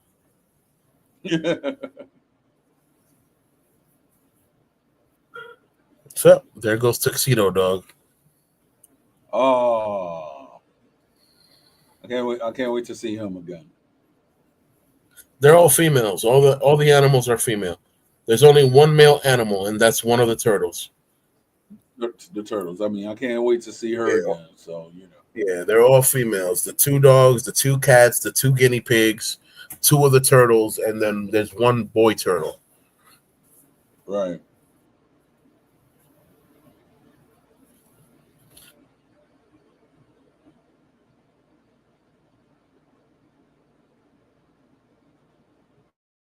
Mm.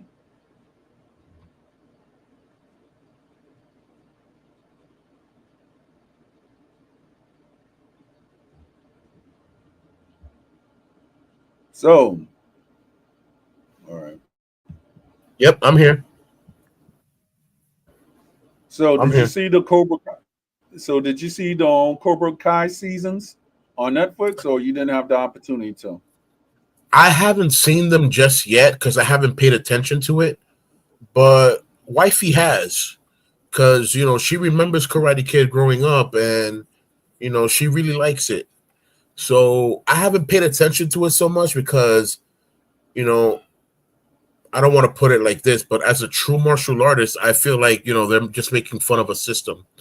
You know what I'm saying? They're making a dramatic story out of fictional characters with this fictional karate system, and then you have the real system behind it that's not being acknowledged. So it's kind of, for me, being a real martial artist, it bothers me because, like, why not Right. give a shout out to the real people behind it? You know what I'm saying, y'all over here, Right. doing this hocus pocus baloney stuff. What's up? Yeah, pretty much. I mean, I watched it. I mean, it's a good drama and everything like that. But as far as the styles and everything like that, I'm like, I don't know. Maybe it's just me because I ain't gonna say because I'm not a martial arts expert, but some of the people that was actually doing the martial arts, they looked a little bit stiff. You know what I'm saying? Like the martial arts is not flowing right. It was like something, something was, as my aunt would say, rest in peace to her. Like their body wasn't into compa or something like that. I was like, yo, Compile, I'm done. I'm like, nah, compa. That's what my aunt and my mom used to say. So I'm like, yeah, I don't know. Something looked off to me. I don't know what it was. It was not so much the Asian martial artist. It was so much the American martial artist. I was like, it I looked it mean, looked right it looked right off. did you ever see that movie? It was like a fantasy martial arts movie called Compile. Yes. The guy made like some nunchucks out of two beavers. Yeah, beaver chucks. He fought with a matrix cow. He fought with a cow that did the Yeah. matrix on him. I'm like, yo, I'm done. Yeah, and then on top of it, they took like real clips from Hong Kong movies. Yo, it Like, was funny. It was funny. yeah, I mean, it was. I ain't gonna front, but it was like the martial arts. The martial arts to me, it just looks stiff. You get what I'm trying to say? No offense to people that actually practice the martial arts, but like the series and everything, I was like, yo, some of these dudes look stiff. But when you see it, you'll see what I'm talking about, Pete. That's all I got to Yeah, say. I bet. I bet. Yeah, I bet. It's one yep, of those. pretty much.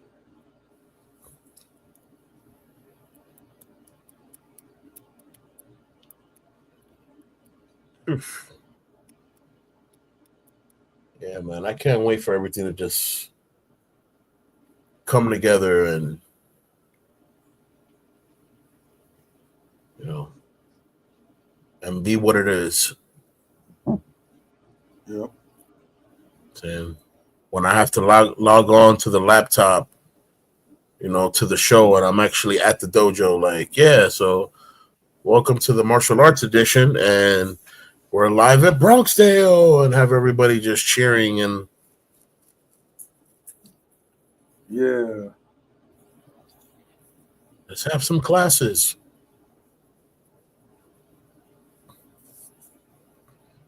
Do that once a month, maybe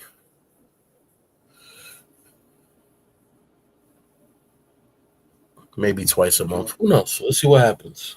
I'm not. Exactly. I can't put all my eggs in a basket. I'm not 100% sure what the future has or what the future is going to bring. All I know is that I have faith, I have peace, and I have solace, and that what's going to happen is going to happen, and it's going to be good and beneficial for me and my family.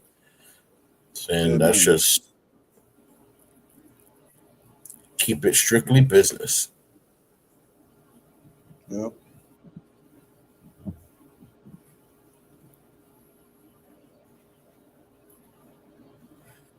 That's what it is. That's what it is.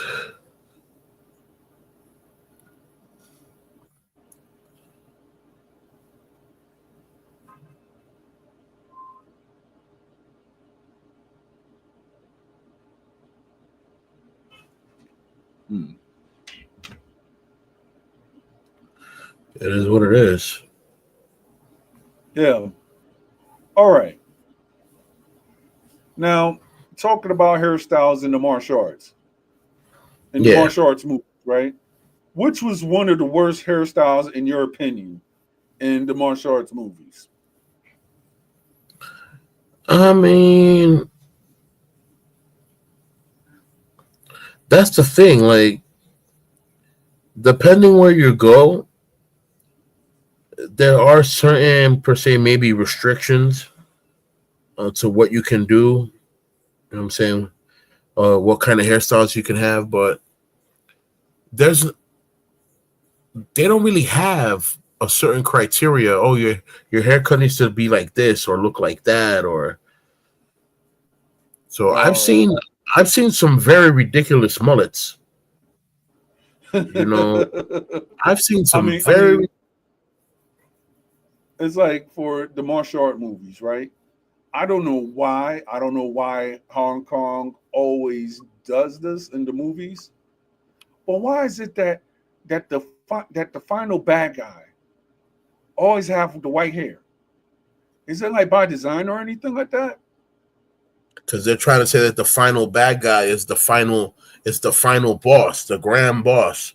You know what I'm saying? The man that has the most knowledge of whatever system or gang trade they're doing, the OG.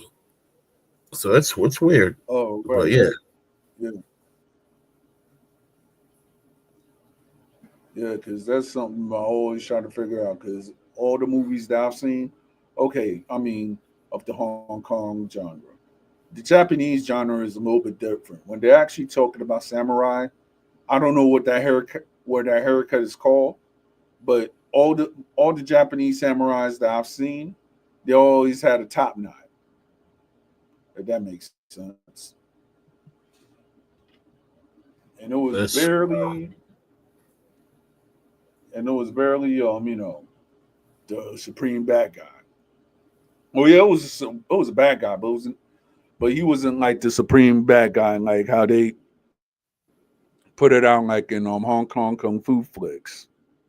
He was the bad guy, y'all fought, and then it might have been like maybe a 5 or 6 or 10 minute fight, and then the bad guy gets eliminated either brutally or non-brutally, and that was it. I was like, interesting. yeah, I hear you. Yeah, That's what it used to and then be.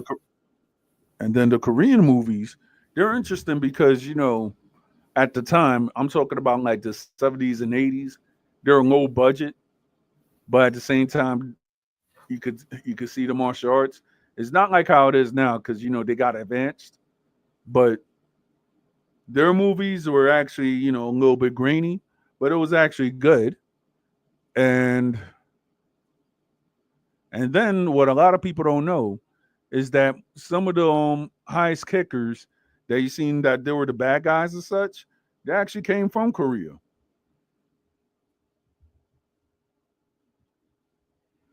That's crazy. Yeah, like this guy named Wang Jiang Lee. If in any martial arts movie, he was like the highest kicker, but then at the end, he always got defeated. So I was like, dang, really? It be like that. I was like, yep. Like some of these actors was like the Vincent Price of the martial arts movies. Um, the guy, the guy who actually acted like a villain for like most of his career, but yet everybody respected him in Hong Kong.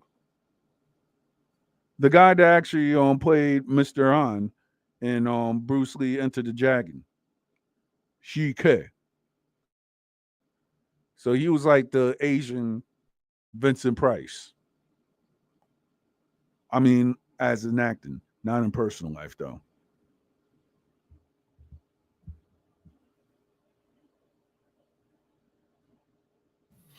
Yeah, yeah. Just dealing with regular stuff on this side. Um, there's a lot of people, man, that played the role of bad guy, and they were great people. Yep. Just normal people. Um, what was this guy's name? Bolo. Yeah. Bolo was the bad guy in every movie, but Bolo was Yep. one of the coolest people on the block. Still is. You know I what I'm saying? mean, So it's wild. yep.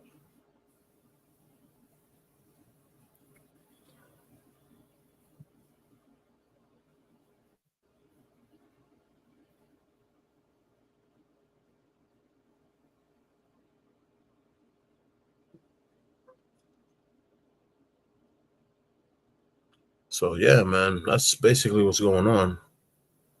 Well, Did you know if you lean back from your chair, you crack the back? Just Give me 1 second. all right.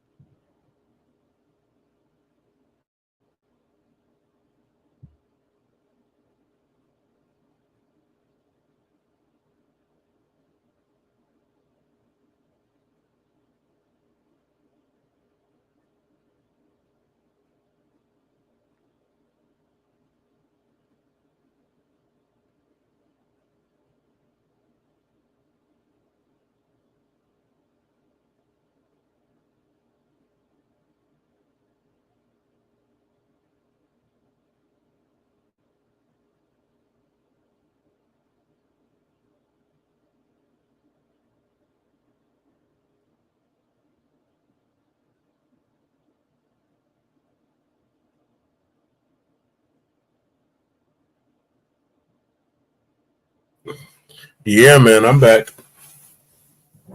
Yep. I mean, I'm still working on my studio because Apple. like downstairs in the basement and stuff, there might be like a ventilation problem. So I might have to get that checked like next month or something like that. So I'll tell you behind the scenes, Pete. Copy. Yeah.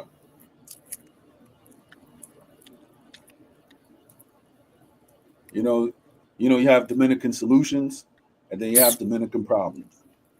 So Whew. in this right, it's Dominican problems. So all I just have to do is find a Dominican solution. So you have a Dominican situation. If you have a Dominican problem, it's hard to find a solution. Depends on what the problem is. Yeah.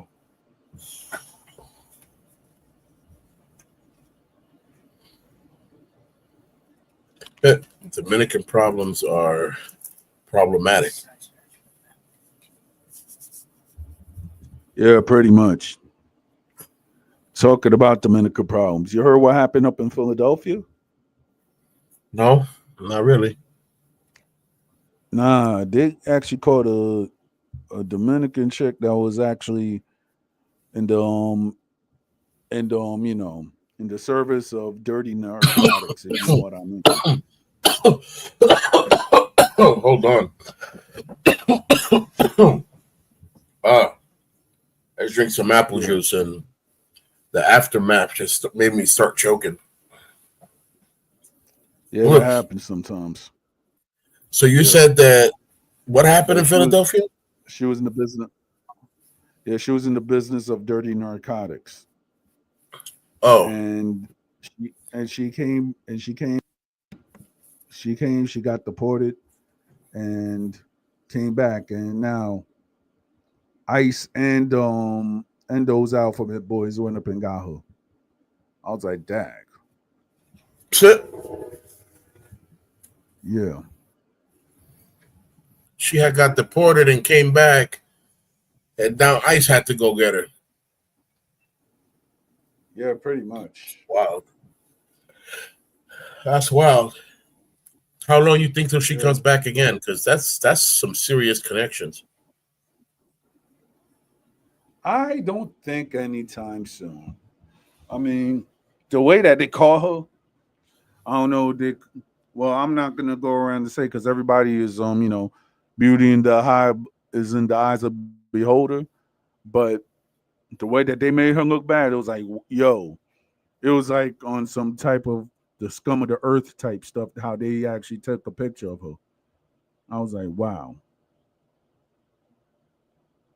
So it's not easy.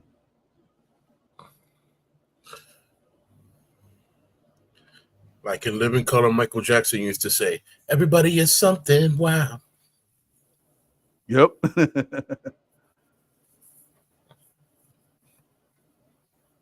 that's um, that's wild, man. I don't, I don't understand how some people can come and get into the country for some reason or another, get deported, and find a connection or way to end up coming back so quickly. While there's people that are legit trying to come over here and have been going to the consulate for 30 years and they still haven't been able to get a visa. Yeah, I know. Like, what political strings do you really need to have to be able to get out the country? Yeah. I wouldn't know because I was born here. So that gives me the I, political strings to travel around, but I don't know. yeah. Yeah, I know. It's one of those, one of those. Yeah.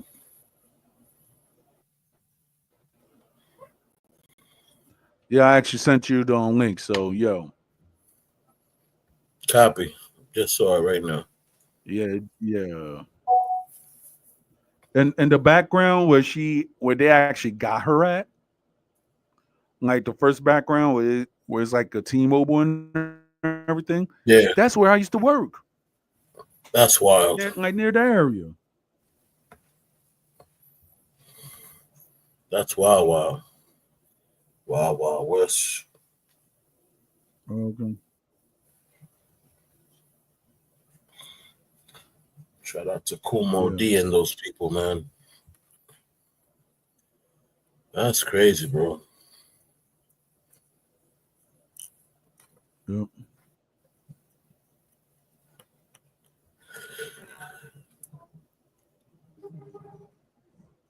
I see a lot of people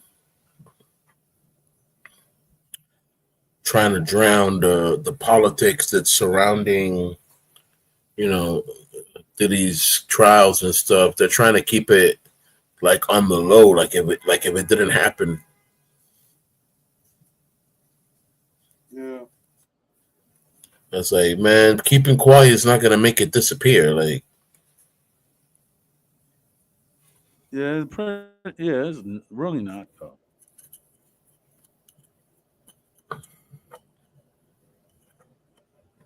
it's crazy I that they mean, keep. nah, but talking about trials and everything like that. You know that Big U's a fugitive right now. They who? Big U from the West Coast. Oh, Yeah. is that so? Yeah, because apparently that they actually got him and other members of the Rolling 60 Crips in the West Coast. So now they caught like most of the members, but Big U, he's actually the Alphabet Boys are actually after him, and they actually raided his house and everything. I bet. Yeah, saying that it was like PP loans, scammers, and everything, and Some big boy stuff. yeah, the mafia charges. They're actually trying to hit on him and the organization. And then you know how certain people, since they have like a prejudice that what happened to the late great Nipsey Hussle. A lot of people Yeah. are saying, you know what? A lot of people are saying they were saying that he had a hand in it. I'm like, I sure hope not. Because I then mean, the they'll person that off Nipsey Hussle was one of his closest people. right. Came out in every video. He was always there when he was eating.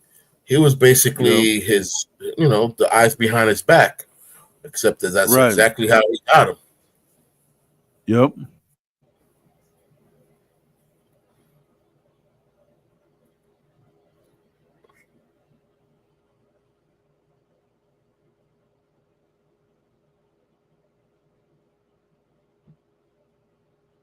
Mm-mm. One of the kids still up, and he's over here trying to do what's the name of that slide? It's like The electric slide. the one where it looks like you're fake stepping and you're just like gliding. I'm trying to think. The moonwalk. It's like a sideways moonwalk where it looks like you're fake skipping with your feet. It's just you're just gliding away. Oh, I know what you're talking about. I just don't know what the name of it is, but I know what Yeah. exactly you're talking about. To give it a better description, the pimp named Slickback slide. I'm a pimp named Slickback. Pimp named Slick. Oh yeah, I know what you're talking about. Yeah, Yeah, I see it. the pimp named Slickback slide. So he's trying to do that, but Mhm. he doesn't get the steps real well. So he's literally just hopping on both feet. It's looking mad funny. I'm over here trying to hold my laughter. I'm like, yo, bro, I'm on a radio show.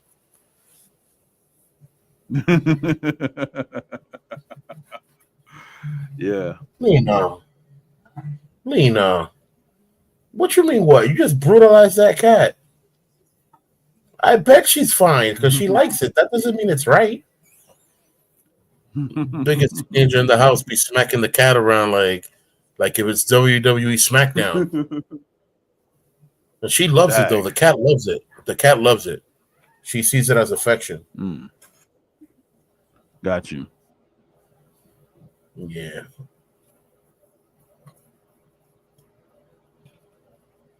I'm like, stop brutalizing the cat.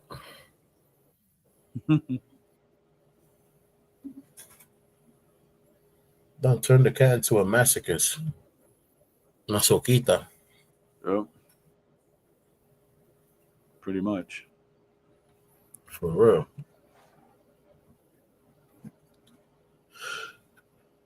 Yeah, man. What I got going on over here?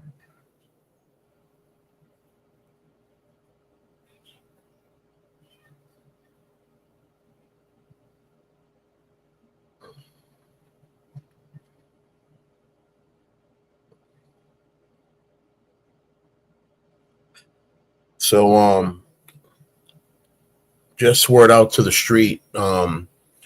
ICE is now starting to detain and deport people that don't have a criminal record.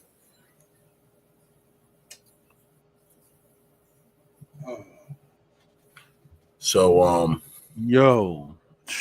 eyes open, you know what I'm saying? It's spooky out here. it's getting weird. Yeah. It is getting weird. Yes, it is.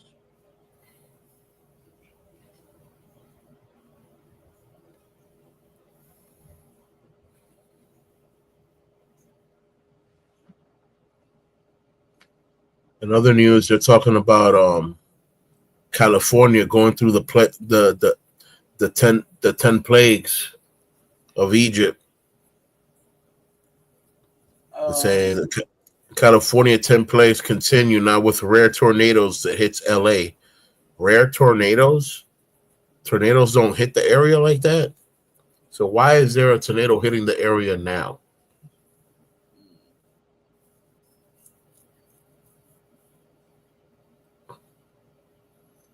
It's weird, man. The fire, the flood, tornado. What's next?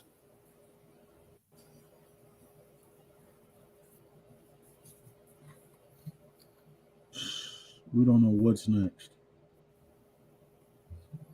We don't.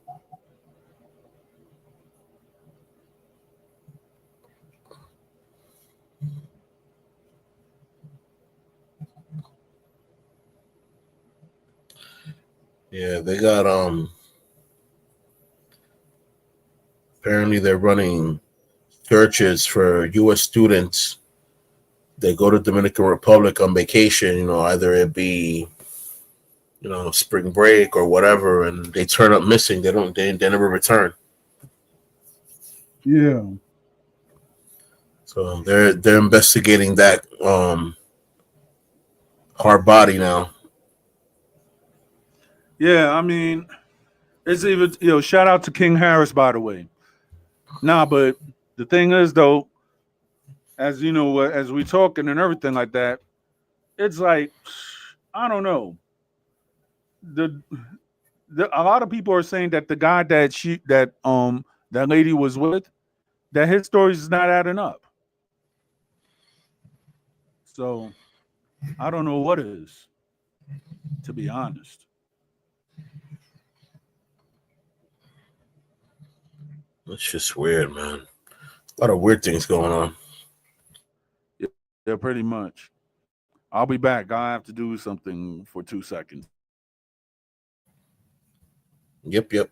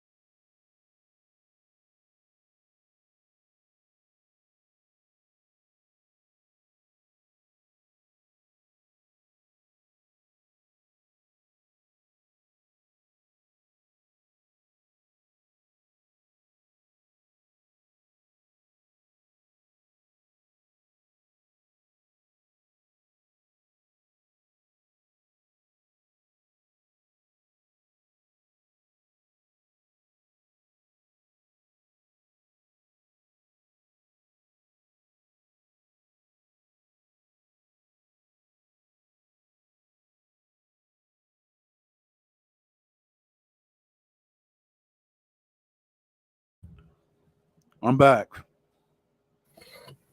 I'm here. Yeah.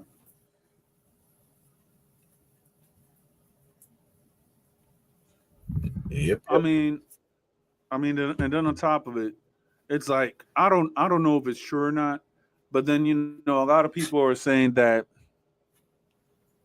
stuff about the EU, about the European Union and everything. I was like, okay, it sounds kind of right, but then again, I don't know.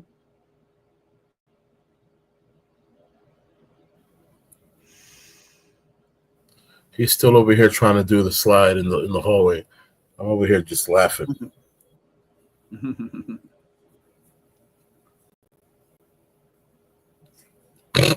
Oh gosh. He looks like a Mr. Potato Head trying to hop on one foot.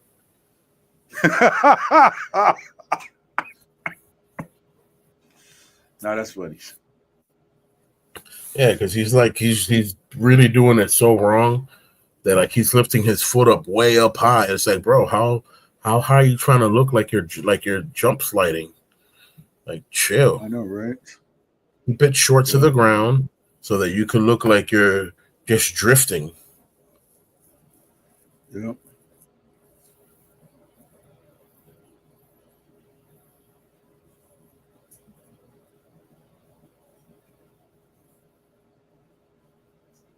and then someone turned around and invented the other way, which is actually walking forward.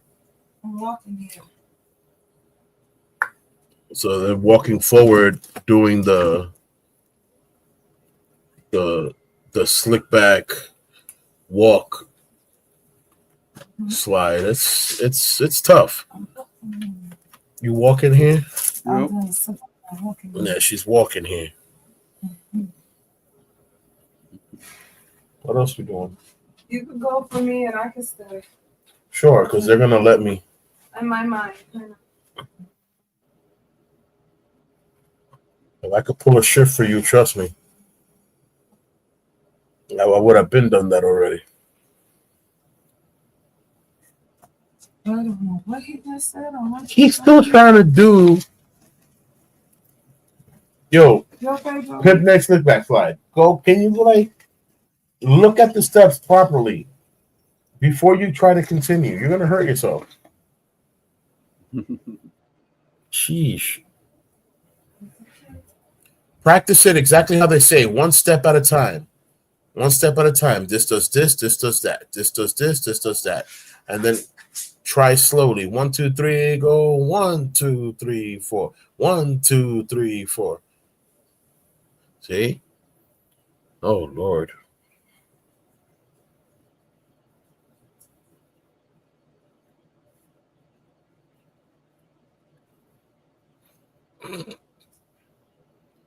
He's still doing the skip to my Lou, my darling. He can't get it.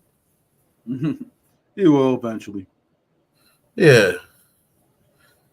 Over here looking like he's doing a sideways moonwalk.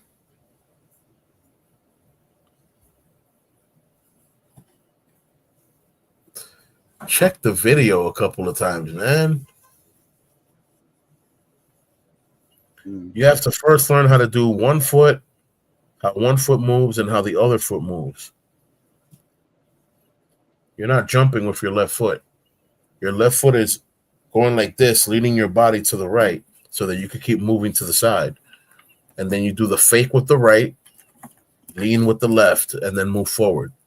Fake with the right, lean with the left, move forward. Those glasses need a wipe. And you just knocked over the internet tower. Nice.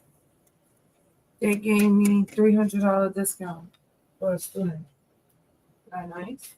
Isn't that lovely? Nice. Student discount. Mm.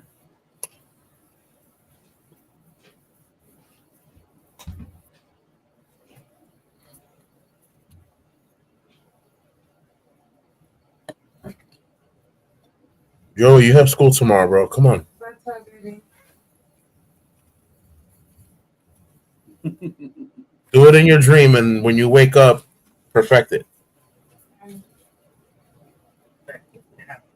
No, it's time for bed. Perfect it now, he said. I said, no, it's time for bed now. No sliding on the bed.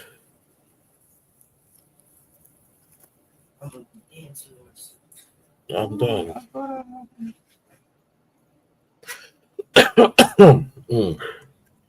Bro, be quiet. You're not coming out on camera. Yeah, she hears your voice. She knows what time it is. He's on the camera.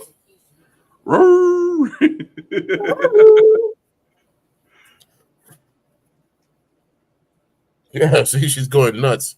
Like, I know who that is. I know who that is. Like, nah. No another time. Right. Not now. Imagine. No later. Imagine when she sees me in person. Yeah, and then runs away like always. Nah, I think I'm going to try to be like, hey, I think I'm going to be more excited this time. Yeah. Because, Kiki loves you. Oh, yeah, of course. All right. All right, mama. No offense. I showed the pictures to my wife, and we both want to steal them from you. No, I'm just joking. Steal her from you because she's so adorable. Yeah, she's cool. She's cool. Yeah.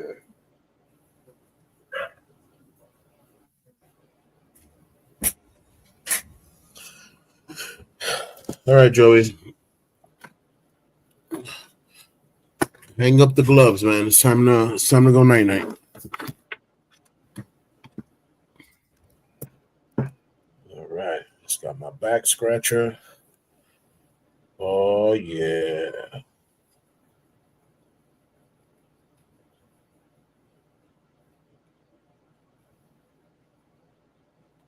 My back be itching sometimes all day, and I try to just leave it alone.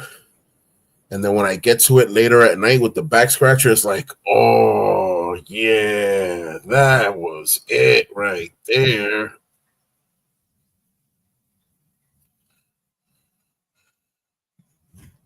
Imagine wanting to scratch your back all day, and when you finally do it hours later, it's like, yes, mission accomplished. Something as simple as that.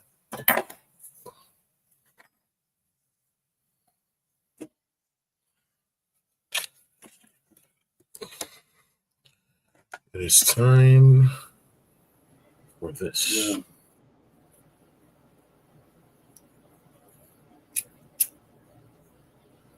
Yeah, you know, tuxedo catches me on. All right. Yep.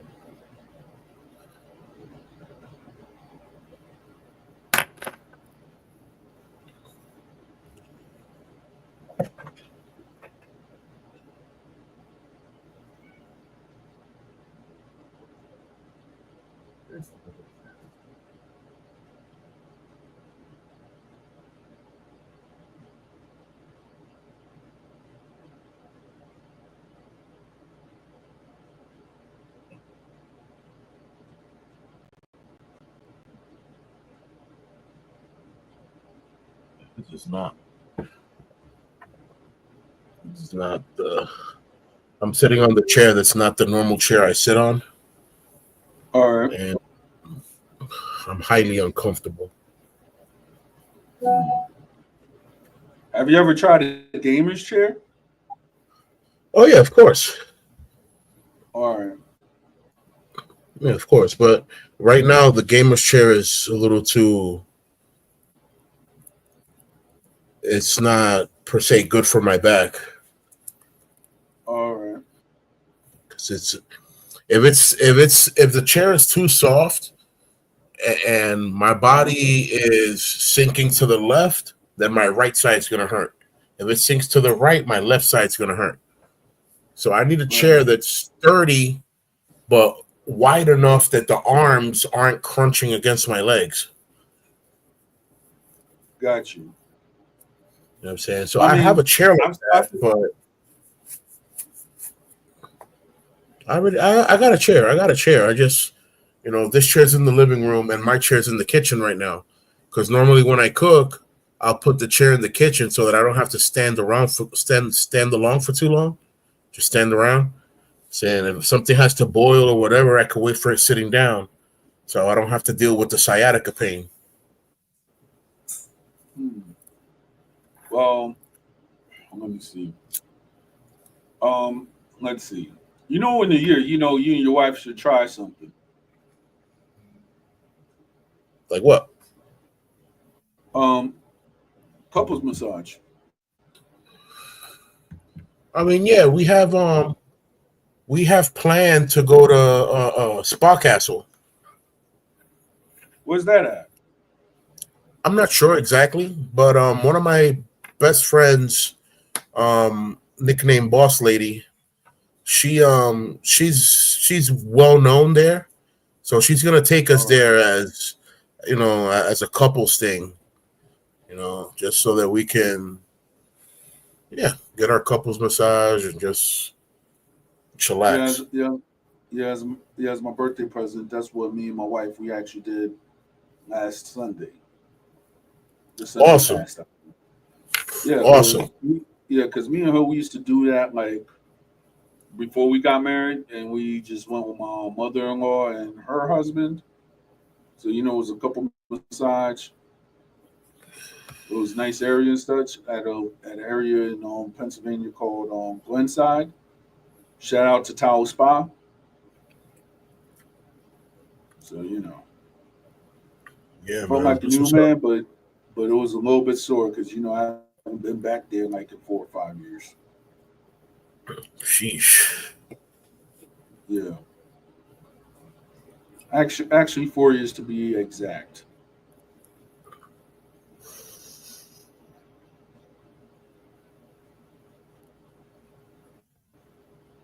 4 years is quite a lot. Yep.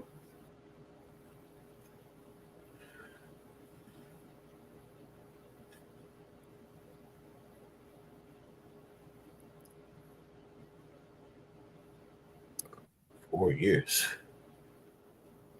Yep.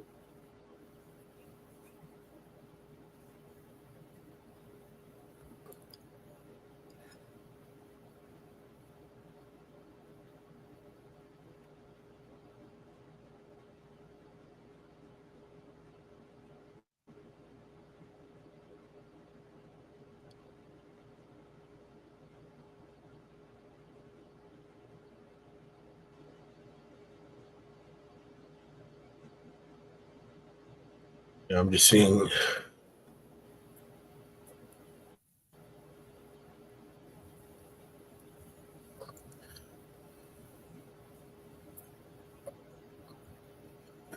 Oh man, I'm gonna watch a few rap battles after this. Yeah, the Dominican rap battles or the U.S. rap battles? I haven't seen no Dominican rap battles yet. Oh, they got them on YouTube. It's actually funny though. Yeah, I mean the Tripiando ones. I've seen a few of them. I've seen a few clips, but bless you, I've seen the clips of the Tripiando rap battles. I'm talking about like real rap battles where people are taking it serious. They're not taking it Yeah, serious. Yeah, nah, these nah, people. nah, nah. I'm telling you, they got some right there. I remember that there was like a Dominican rap battle that was between a Christian and an atheist. It's a good Okay, thing to look at. Yeah. I bet. I probably bet. And then you got the Batalla del Gallo by Red Bull. So those Spanish rap battles, they get interesting, man. Yeah, I bet. But it's mostly jokes because that's what DR is known for. Like in DR, they don't really do bullying like that. It's just joking. Yeah, it is joking, but then when it's Batalla de los Gallos by Red Bull, it's not only Dominican Republic. It's like you got Venezuela, you got Peru, you got all these rap cats that that they're Got to keep it actually going serious hard. eventually. That they're actually going rough on them. The first like the Batalla de los Gallos, yeah. The That's what's up, first though. one that I seen was with Pablo Pidi, and he almost won that title, but he lost that I guess one of the rounds and such. And then my boy Bronson at that time, he was like the third in the United States when it came to rap battling and everything like that.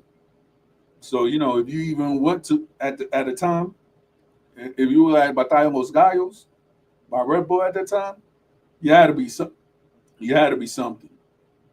That's wild. Yeah. That's what's up. That's what's up.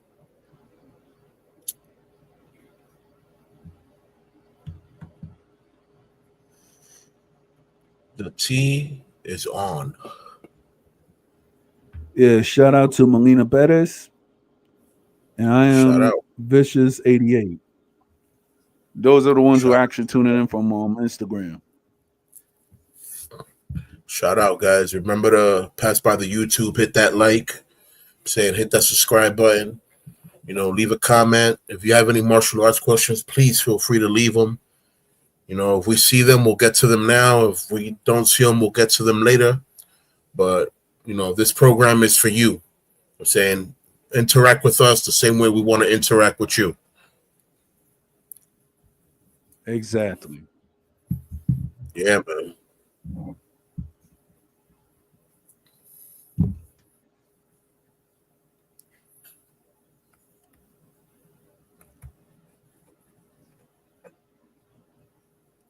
Oh, my neck. Yep. The other day I had caught a sore throat. I felt like I had a frog in my throat. And I couldn't even crack my neck because my throat was so sore. I was like, yo, this is bugging. I get antsy when I can't crack my neck because it's just that's natural for me. Like clack clack. I don't even have to hold my head. I just spin my head and it clack. It clack, clack. I'm like, yep, there you go. People will look at me and I'll be like, yeah, it's all right, I'm good. So when I can't do that, I get antsy, like, oh man, I gotta crack my back soon, eventually.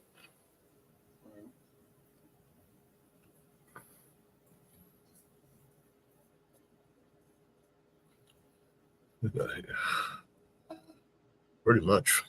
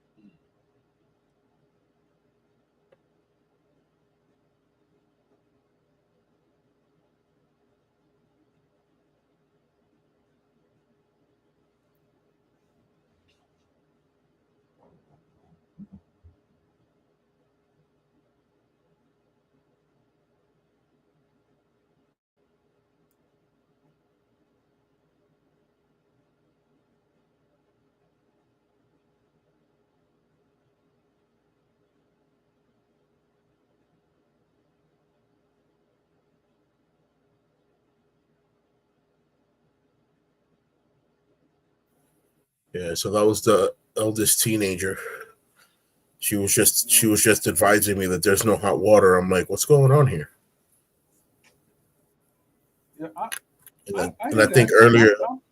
I've been hearing that very often, not only here, but from people that I know that still live in the PJs. So I don't know what's up with that. Yeah, they have a problem when they turn the heater off because temperature's getting nice or whatever. For some reason, it's like the whole hot water system gets turned off. So even if you turn the hot water on, it's only cold water coming out. Or like right now, there's no water coming out the hot water valve. There's only cold water, period. Kind of reminds me of DR, but I'm not doing that. Yeah. Yeah, I'm good. I can wait till tomorrow. Unless it's necessarily necessary, then I'll run it at full blast, jump right in there with the soap already on me, just get it done, and be out. Yep. It ain't nothing but an ice bucket challenge. It's just coming from the shower system. Pretty much. But that's for those that don't know what it is to be in Dominican Republic and to shower straight out of a tank. I'm saying there was no heating calefacción system, or hot water, warm water. Nah, you was taking a shower, however the tank felt like. Yep, and it was cold. And in my crib, and in the crib of my mom's, it was always cold. So you just gotta get used to it. Pretty much. Yeah. There were some times where I would grab a bucket of water and put it in the sun for like 10 minutes. You know what I'm saying? And that's it. That was as warm as it needed to be. It didn't have to be nothing crazier than that. Pretty much.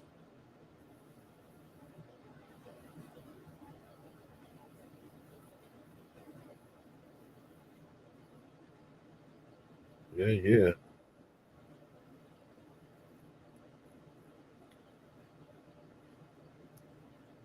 What have we here? What's going on here?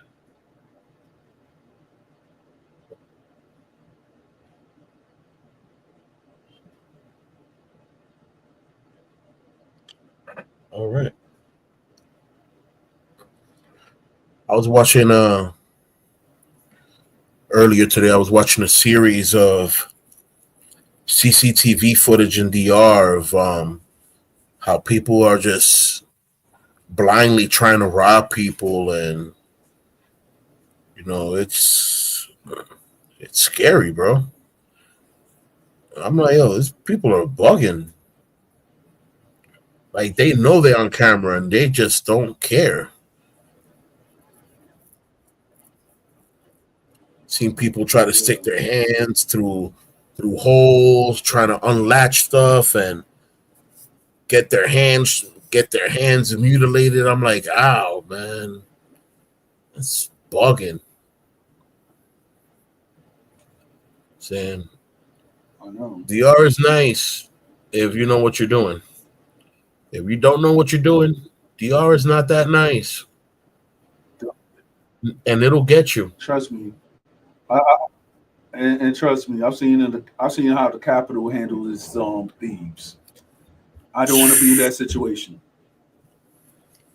I've seen people get dragged through the whole barrio while the whole barrio is beating the person down. I'm like, sheesh. You see what I'm saying? You do not want to be in that situation. And don't be a rapist, because boy, You're Nope. gone. That's it. Finito. after they drag you through the barrio, that everybody has little branches off a tree like a whipstick. Everybody got whipstick. They whipping you, whipping the family jewels. You ain't gonna have no ball sack after that's done. Oh. They cracking, boy. They smacking, hitting, punching. I'm like, yo, they wild over. Like, what happened? Oh, they caught that person doing this and that. Whoo! Wow. The DR is one of those countries that you're better off if the police catch you doing something wrong. Because if the people catch you doing something wrong, it might be worse. Yeah. I mean, in the United States, I guess it used to be like that in certain communities, but now nobody really try to tread with vigilante justice around here because people overdo it in the United States time to time. You know what I'm saying? And nine Yeah. times out of 10, the person might have not even done nothing. He just might have had a bad fashion choice that day. So It happens. Yeah. That's for sure. Mm-hmm.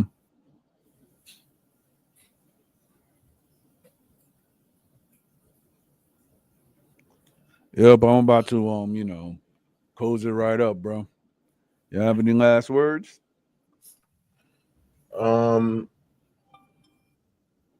I am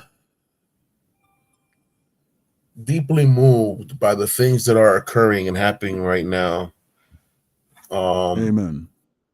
Good, bad, and ugly. Because it's like I Yes. say, there is no trial that you go through that you won't receive a blessing. But same way, there is no Exactly. blessing that you go through that you won't receive some type of trial for it later. So Exactly. count your blessings. Remember to stay humble. Remember who put you here. Remember who gave you your gifts. Yeah. And let us at least try to walk in the ways of our Lord so that we may see our Lord's justice. Because this world is wicked. And if you're following the world, you're just as wicked as the world is. Just think about it for a second. Exactly. Us. Stay woke. Stay vigilant. Be safe. We out of here. Amen. Yep. This has been an interesting show of open topics with Don Armando. Stay tuned for next week. If anybody have questions about the martial arts and stuff, we're here for you every Wednesday. Us.